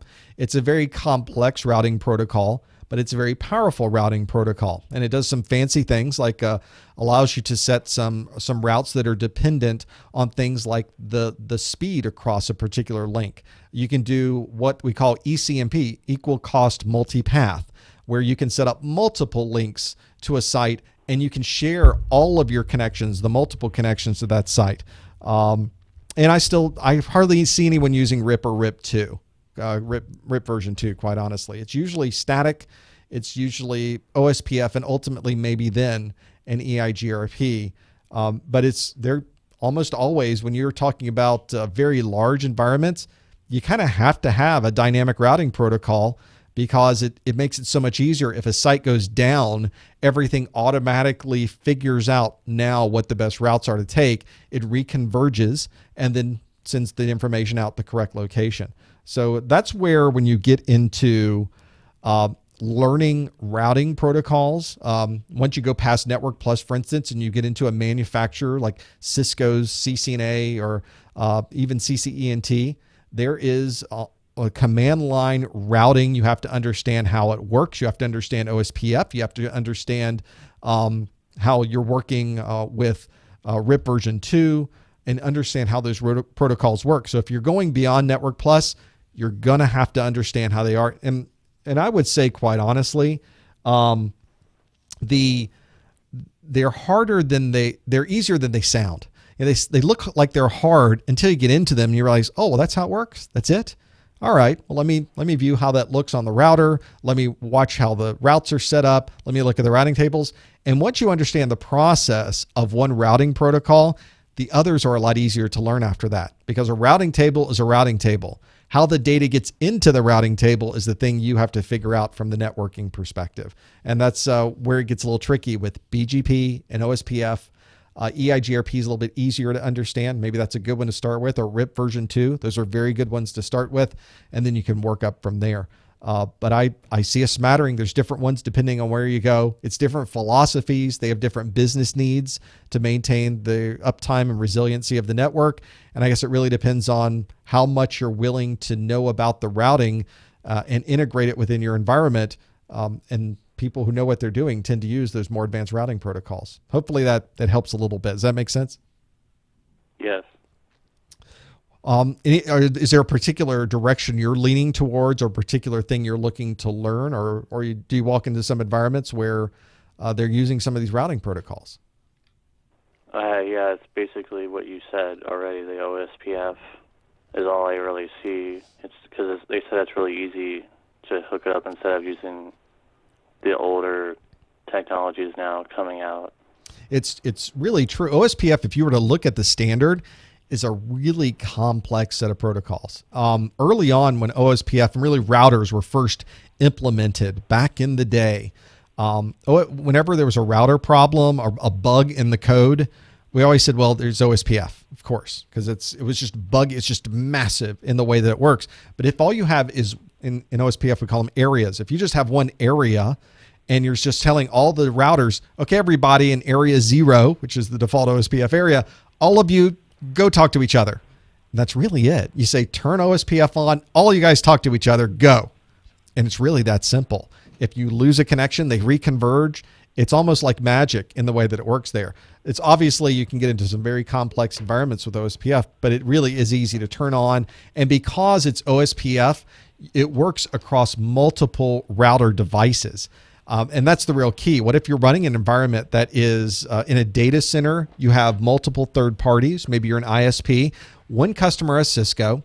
One customer has Extreme. One customer has a checkpoint router or checkpoint firewall as their router, or any other firewall out there, because these days firewalls all do layer 3. How do you make all of those talk to each other? OSPF's a great way to do it. And it's very common. It's a very standardized way of doing it. It's been around forever, and it just works. Makes sense to me. Well, great. Thanks for calling, Andrew. And let us know what happens with that cooling system you're working on. All right, I will. Thank you. Take care.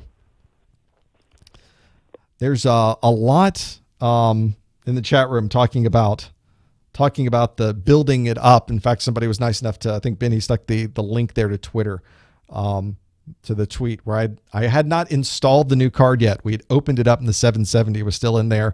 I was getting ready to install it at 980. It was easy to do. We had fun with that. From the 513 area code, are you there, caller? What's your name? This is Anthony. Hello, Anthony. What can we do for you today? I got a question about, I had a homework assignment dealing with sub-interfaces. Oh, okay. Hit us. And I think some of the problems I ran into, or maybe I didn't understand subnetting as much as I thought. I thought that everything that you did had to go through subnetting. So I had set up my subnet for a couple of other routers, but then on the middle router, I had to set up 2 sub-interfaces. But I had to go to a whole separate network where we was on a 192, and then it just switched over to a whole network. I didn't know how they were allowed to do that. Right. They said, just choose any one. You always get this general answer. That's right. Like that, just any number, And I was thinking there was some process, like I had to do some configuring, with another sub interface. I know you can just go to another network. But anyway, I got everything configured, and I could have everything in this whole network ping each other. But going into the sub interfaces or coming out of the sub interfaces, I could not get any communication. When I talked to the professor, apparently I did not have the other network entered. When he showed me how to do it, he didn't save it. When I went home and pulled it up, I tried to do everything he did, and I still couldn't get it to communicate. So apparently there's some behavior that I'm doing when you're when you're configuring the routers, where the videos, they show you how to do it right. If you're doing something wrong, right, and you have to go back and go over your work, they don't explain that. They just show you how to do it right. So apparently there was some little minor step that he probably didn't feel like he really needed to mention that I'm unaware of. But I did notice that he took information out and put it back in. And I noticed him doing that. He said, you have to clean up your code. But I don't know how to do that, as far as I'm not understanding, when you talk about Java or coding, how you're writing everything. Right. But in the routers, pretty much you're just kind of inputting stuff in. Right. So at that point, I'll stop, and maybe if there's some kind of insight you can give me or some resources I can look into. To some degree, obviously, for those of you watching that are working on your Network Plus, Anthony and I are going well outside the scope of the Network Plus right now. So don't worry that you're not into subnetting and across sub interfaces on a router, or even what those are, because the Network Plus doesn't even go into the concept of sub interfaces when working with these things. So this is really useful, in fact, really important, and you're going to use sub interfaces on both routers and switches when you start administering these types of networks. And what effectively a sub interface is a virtual interface. It's an interface that's not physical to the world. You're effectively taking a physical interface and you're splitting it up into little pieces. And each one of those little pieces is its own little world. Think about looking at a switch, and you got one port on a switch, but that one physical port could be 1,000 sub interfaces on a switch. It's really more of a conceptual problem, I think, than it is a physical problem. And what you're doing is configuring this router or this switch with these sub interfaces, and they're effectively acting just like a real interface. And that's the part where you have to take this leap from the physical world into the virtual world and really treat it just like it was a real interface. So if you're talking about a router, for instance, a router has a physical interface going in, and you give it a layer 3 address. Well, if you start chopping up that physical interface into sub interfaces, a layer 3 device, every one of the sub interfaces also needs a layer 3 address, and you have to think about them as if they are real, because each one of them is going to need an IP address on a separate network. We talked about the subnetting you just spoke of. Each one of those is going to have its own routes to go back and forth. And you're now referring to those routes and saying, if you need to go to this network, go to interface 1, interface 2, and then interface 3 sub 2 for that sub interface that you happen to create on there. Now, obviously, we're a little bit outside the scope of Network Plus, and we aren't going to be configuring anything on a particular router manufacturer on this particular study group, but I will tell you that if you start backing track and looking at the configuration of how we're setting those sub interfaces up, just treat them as if they are real. And if I can backtrack just a moment, we use sub interfaces not just on routers, but also on switches. But the real question some people ask is, well, how do you blend those things together? It's obviously a physical device, and you're talking about like it's a virtual thing. What's going on there? And most of the time when you're using sub interfaces, the information that's going through there is on a trunk. So you have tagging that's taking place where you're sending multiple VLANs through a particular connection, and each one of those VLANs is terminating on each one of those sub interfaces on a router, for instance. And you see that also on the switches as well. When you're sending data switch to switch, you'll have sometimes sub interfaces between those as you're using those VLANs. There is I don't have any specific resources to point you to for doing sub interfaces on a particular router or router manufacturer's piece. Every router manufacturer does them a little bit differently, but whenever I'm working with these and using sub interfaces or even physical interfaces, the thing that always trips me up is routing. And it may be the same thing with you. Maybe this is where the problem is with yours as well, is that each one of those sub interfaces, not only you need to know the route going that direction, but you also have to set up the routes going back the other way. And when I was just reconfiguring the studio, I've got 3 VLANs in this studio. multiple VLANs are going off to other data closets. I set up my routing and it didn't work. And I had only set up routing in one direction. I had to set up the routing in the other direction as well. So you have to go and think about how people are getting to every network on every router along the way and go from router to router to router and check the routing table. From that perspective, your sub interface works exactly the same as your physical interface. You just have to make sure you're pointing it to the right place when you're sending data going one direction, and then check it coming back the other way as well. And maybe that will help. Maybe that will be the thing that you're running into with those pieces. We'll have to see if that's the case, Anthony. Okay. Hey, thanks for the information. Good luck with that. Let us know how it goes. I'd like to see when you finally figure out this was the issue. We'd like to close the loop on that one. Okay. Thanks a lot. Thanks for calling. You could use sub interfaces for VPNs. You can use sub interfaces for anything. We will usually use it when I set up, for instance, a firewall. I will plug in a trunked connection, and maybe I'm coming from a core, and I'm bringing from the core 4 separate networks, but I'm bringing them all on one cable, one wire, or one fiber, and I'm plugging in that. And then I'm telling this device I'm plugging in this physical cable are 4 different networks, 1, 2, 3, and 4. They're tagged with VLAN tags. So if anything is coming in with the VLAN tag 100, it's on the 100 network, and here's the IP address that's terminating on this device. If you see a tag of 200, it's coming from my 200 network, put it on this sub interface with this particular IP address. If it's coming in from 300, put it here on network 400, or whatever those numbers might be. It may be numbers 1, 2, 3, or 4. It might be 7, 24, 140, and 266. So you set up all those VLAN tags, you assign IP addresses. Now they act just like physical interfaces. And maybe one of those you're using for a VPN. Maybe one of those you're terminating VPN on that firewall. And if it's coming in on that VPN, you send it back into the core on network 200 on that particular sub interface. So it's really, you wouldn't necessarily use sub interfaces for VPNs. Use sub interfaces to create the connectivity that you can use to do anything you'd like, including VPN connectivity, internet connectivity, maybe a data center connection. Maybe there's a DMZ on one of those sub interfaces. You set them up however you would like. And I say we're also talking about on the chat room. We're talking about the graphics card.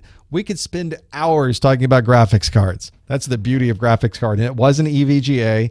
I replaced a 770 with a 980. Was it 980? 960?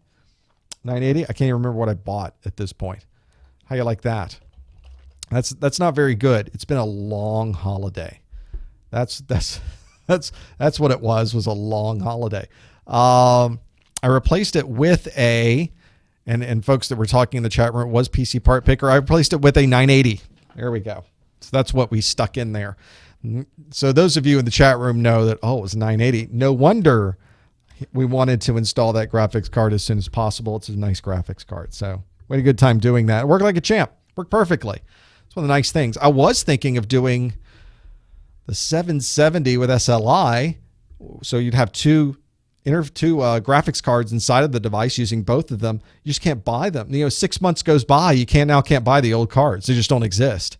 So instead of doing that, we just bought new.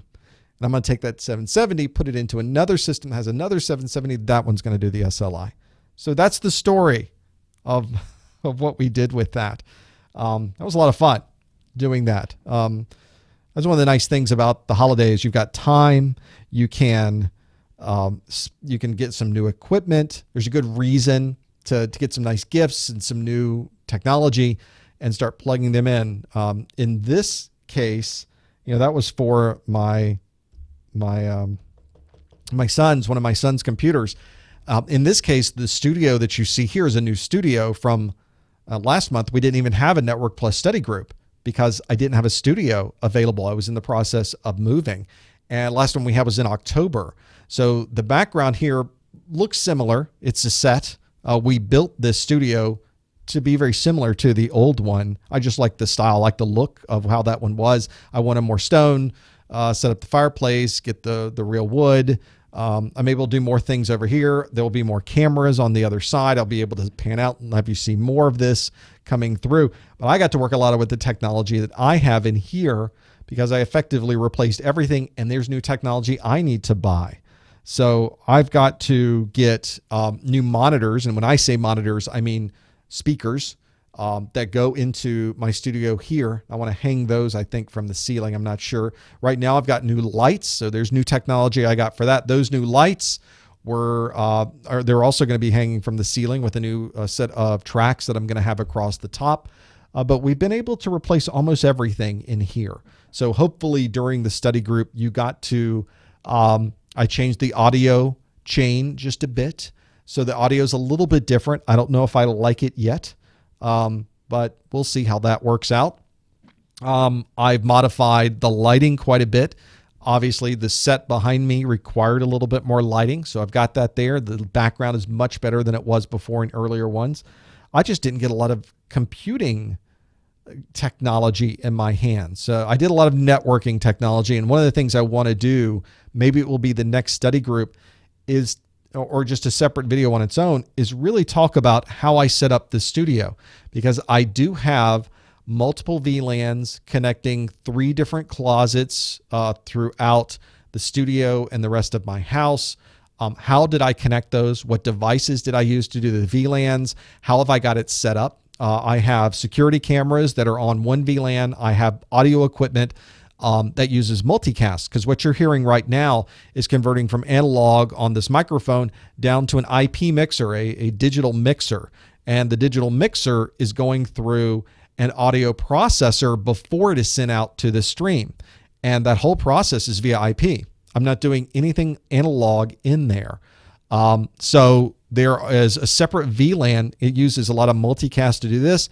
So I put all the multicast on its own VLAN, which I highly recommend, which interestingly enough, the cameras also do a lot of multicast, stuck them on their own VLAN. It was remarkable how much better things ran when you segmented out their multicasts unto themselves, and how much better everything else runs that's not using multicast when you do it that way. So very, very useful to do it. So I want to share how I made those decisions, how I set it up, the type of equipment I used, which may surprise you what I ended up using, maybe not.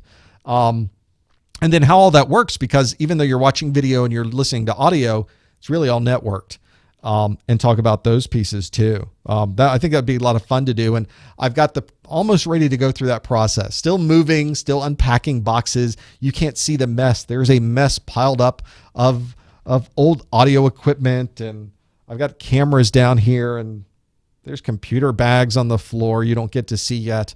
So I'll clean all those things up. And then I can come in just handheld camera and really take you around and give you a tour of what's in here. I think that would be fun to do. Yeah, there's a lot going on about the Sony hacking case right now. Boy, the Sony case is just a mess. It's a mess politically from a country-to-country perspective. It's a mess from a security perspective. It's a mess, not personally to me, but to the people that were there or whose emails got out. And how many times have we got to see or hear someone say, never put anything in an email that you would want someone else to see? You know, always keep your emails professional. And you wonder yourself, is that really important? Do I really need to keep everything personal in an email? Nobody's going to read this unless you happen to be at Sony, where all of their emails are now floating around on the internet. And certainly the ones that were released from the executives, and the way they talk and the things they say are embarrassing, the cringeworthy, disappointing, disgusting and disgraceful in some cases. Remarkable. Don't never underestimate the ability of an adult executive to make really, really stupid decisions. And this is a really good example of that, unfortunately. Not just at the executive level and the dumb things they say, but at the security level, something was missed.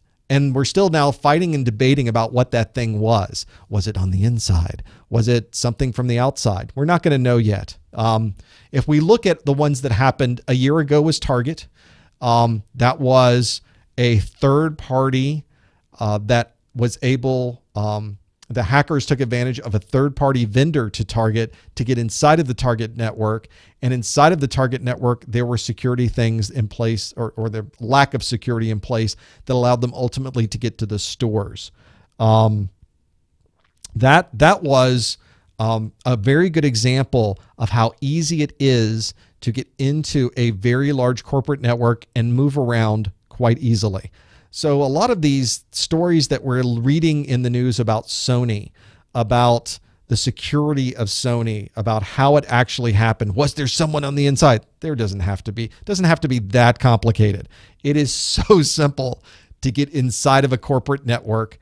And at that point, I say relatively, it's simple to get inside of the corporate network. And then from there, unfortunately on many networks, simple once you're inside, then to go wherever you'd like. A lot of network professionals these days and security professionals these days, though, are really taking advantage of the new segmentation technologies that are out there where they really are segmenting out their data center. They're able to track and maintain exactly what traffic goes between certain servers, and they can tell when something is on the network that shouldn't be there. So I would say that this is not something you'll see everywhere, but Sony's network certainly was very, very simple to be able to. Once they got in, it seems to be wide open. We don't know.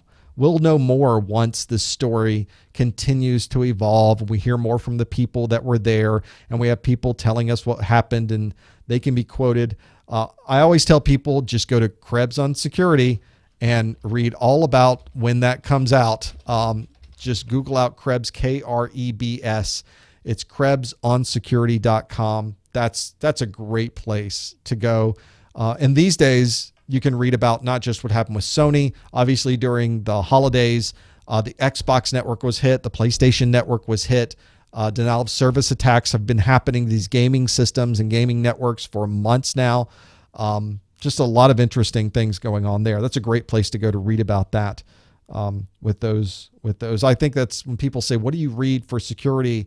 That's one of the great places to go is Krebs on Security to read all the latest news. And he has hops from there that will take you to other places and read all about it. Just very remarkable what really has been happening in these corporate networks.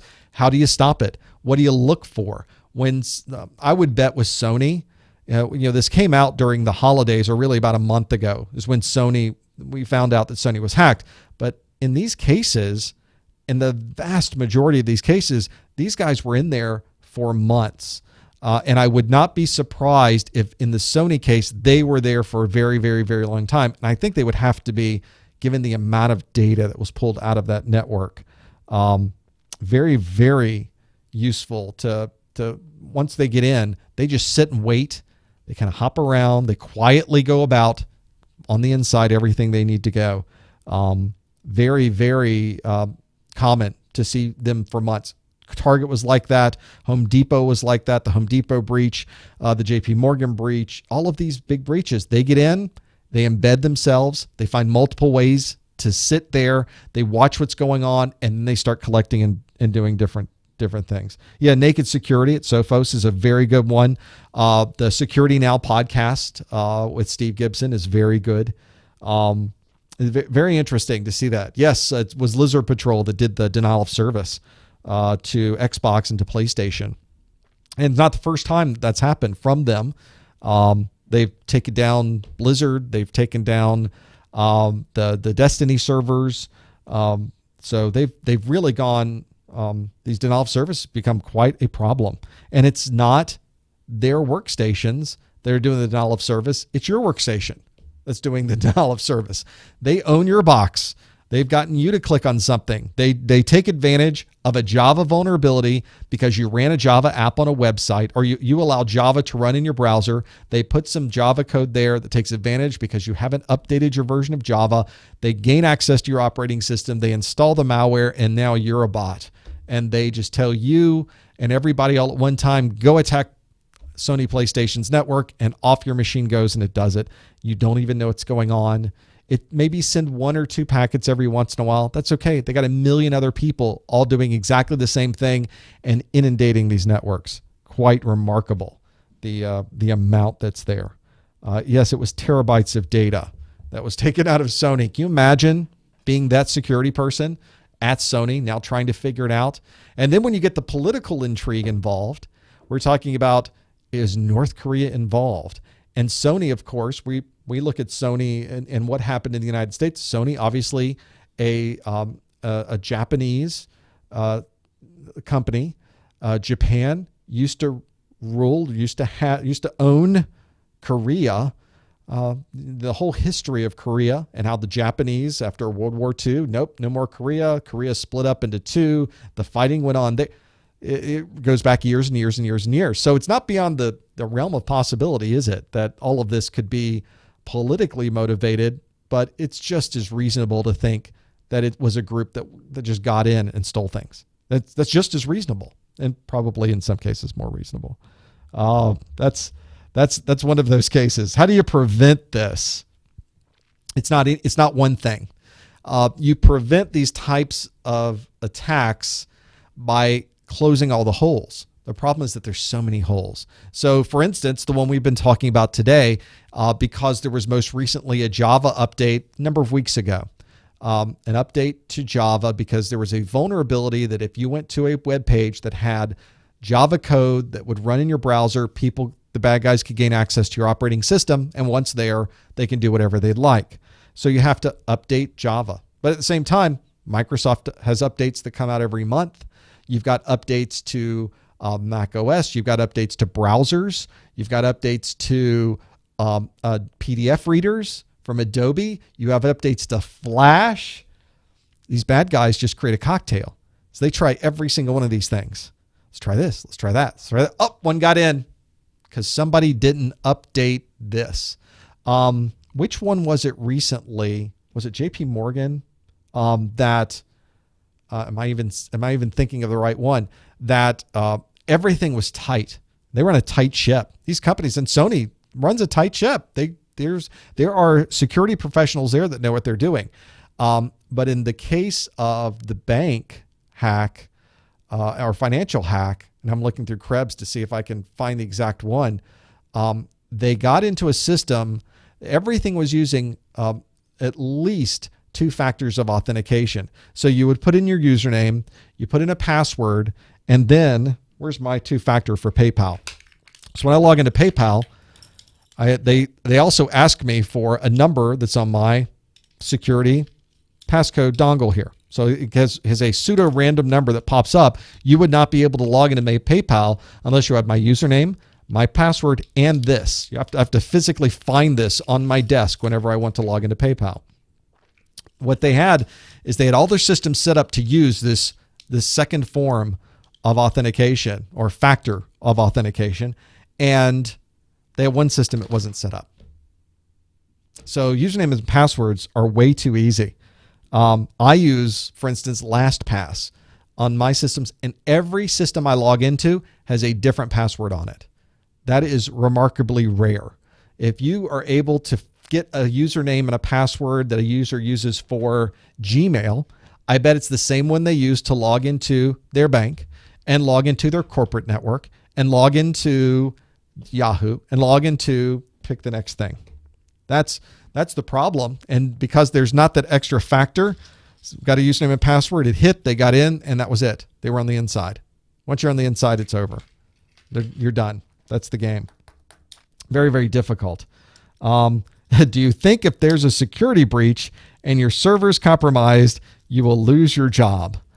I would imagine in some of these cases that was absolutely the case. That was really bad. I bet there was a lot of, it would be for these big ones. You're a public company, and if the actual method that was used to get in was one that could have been prevented and should have been prevented, then you probably do deserve to lose your job. I'm sorry to say. But if it's one, maybe it's a 0 day. Maybe nobody knew about this. It was a vulnerability in Microsoft's, one of Microsoft's services for Windows, the login service. and the login service has a vulnerability that the bad guys knew about that nobody else knew about. And they could get into a Windows machine and there's no patch for it. Nobody knows about it. There's no antivirus for it. There's no anti-malware. There's no IPS signatures for it. Nobody knows about it. The bad guys love these. Aha, I found something. I can get into this Windows system, and now they're in. Well, nobody can stop that. You have to have other things behind that, layered security behind that to stop things on top of that. You segment off those servers. You get your data center so that only data center traffic goes inside of it. All those things we talked about. So that's where maybe you don't deserve to lose your job. You did everything you could. They just found a better way to get in than anything else. Maybe your segmentation stops them at that point. So that's one of those that that becomes quite an issue. So maybe not. In the case of Target, what we believe is that they got in through a vendor VPN, and then nobody segmented the VPN from the rest of the vendor network from the rest of the Target network. They believe that's how they ultimately got to the stores. Should have been segmented. A vendor network should have been absolutely, probably even air-gapped on a network like that. There was no network connection into Target, and yet there it was. So we use shortcuts all the time. Gosh, I hate walking over to that network because it's air-gapped. I'll just put a connection in there, and I'll use that connection so I can administer those systems. Otherwise, I got to get up from my desk. I got to go to another building, or got to call somebody. They got to go down there, type those things in. I'll just plug in. We don't even think about it until they use that method to get into our network. When I go to a different computer with LastPass, I pay the monthly LastPass, which I think is $12 a year. So I have LastPass on my mobile device, and I can pull up anything here and see what was the LastPass password for that. Oh, that's what it was. And usually that's how I do it. If I'm on a public place, I'm probably not putting in an important password on a machine I don't know about. But if it's on my machine, I have LastPass on everything I'm using. So, but ultimately I can get it from my LastPass, or I can go to the LastPass website on any mobile device and pull it up there as well. Because if you know your passphrase, and it's a good passphrase, you're protected in the cloud there as well. Very, very useful to have that. And so Justin then asks, since we're talking about keeping your job, so is this a good line of work to get into? There's a high demand for cybersecurity. Absolutely. Isn't it a risky job? It can be from a keeping your job perspective. Not knowing if someone smarter can get in, you'll lose your job. Scary. Yeah, it can be. But if you do the right things and put in the right technologies in the right place, you're doing your job. And you're knowledgeable about what you're doing. You can stop things before they get in, and you can find the things that people are doing that are already on the inside. It's a horribly difficult job. And ultimately, if a bad guy wants to get on your network and they are targeting you, they will get into your network. Ultimately, you can't stop the ways that they use. They use everything. They use technology. They use social engineering. Throw a bunch of flash drives in the parking lot, wait for somebody to plug one in. You know, the Department of Defense got hit very badly in the Pentagon a number of years ago because of that, and they had to turn off every flash drive, every USB interface on every machine in the place. Those are challenges, and it is a little bit more risk. And I think that's probably why in the security world, security professionals get paid a little bit more, because there's more risk associated with it, and more things you need to know to be able to protect. It's not any one thing. Yeah, use one of those passwords. Try any of them. Try LastPass. There's a number of other ones out there. KeyPass. There you go. There's a very good example of one. I used to do a weekly video podcast where I demonstrated a particular technology, and I did a bunch of different password protectors, passwords on that. That's one of that did come in handy. All right, we're coming to the end of our hour. I think we're done with our calls for today. Lot going on in the world, a lot of things happening, but now it's the end of the year. We can kind of take a break, step back, see how things are going. It's nice to be back with you. Thanks for holding out for a month. I'm sorry we weren't able to have a study group last month, but now that we're in the new digs, we can keep going over the next 12 months, the next year. 90 seconds. And keep those things going there as well. There's a lot that's happening here. There's more things that I'm planning. Lots to talk about. Hopefully we'll be able to talk about those things as well. If you'd like to know when we're doing the next Network Plus study group, I tend to do them once a month, and I will post on ProfessorMesser.com/calendar, and you'll be able to see that as well. So if you're trying to figure out when can I catch one of these things live, that's exactly where you can go. I want to thank everybody for joining us. Thanks for participating. We had a great time on the study group this month. We'll see you next time. Thanks, everyone.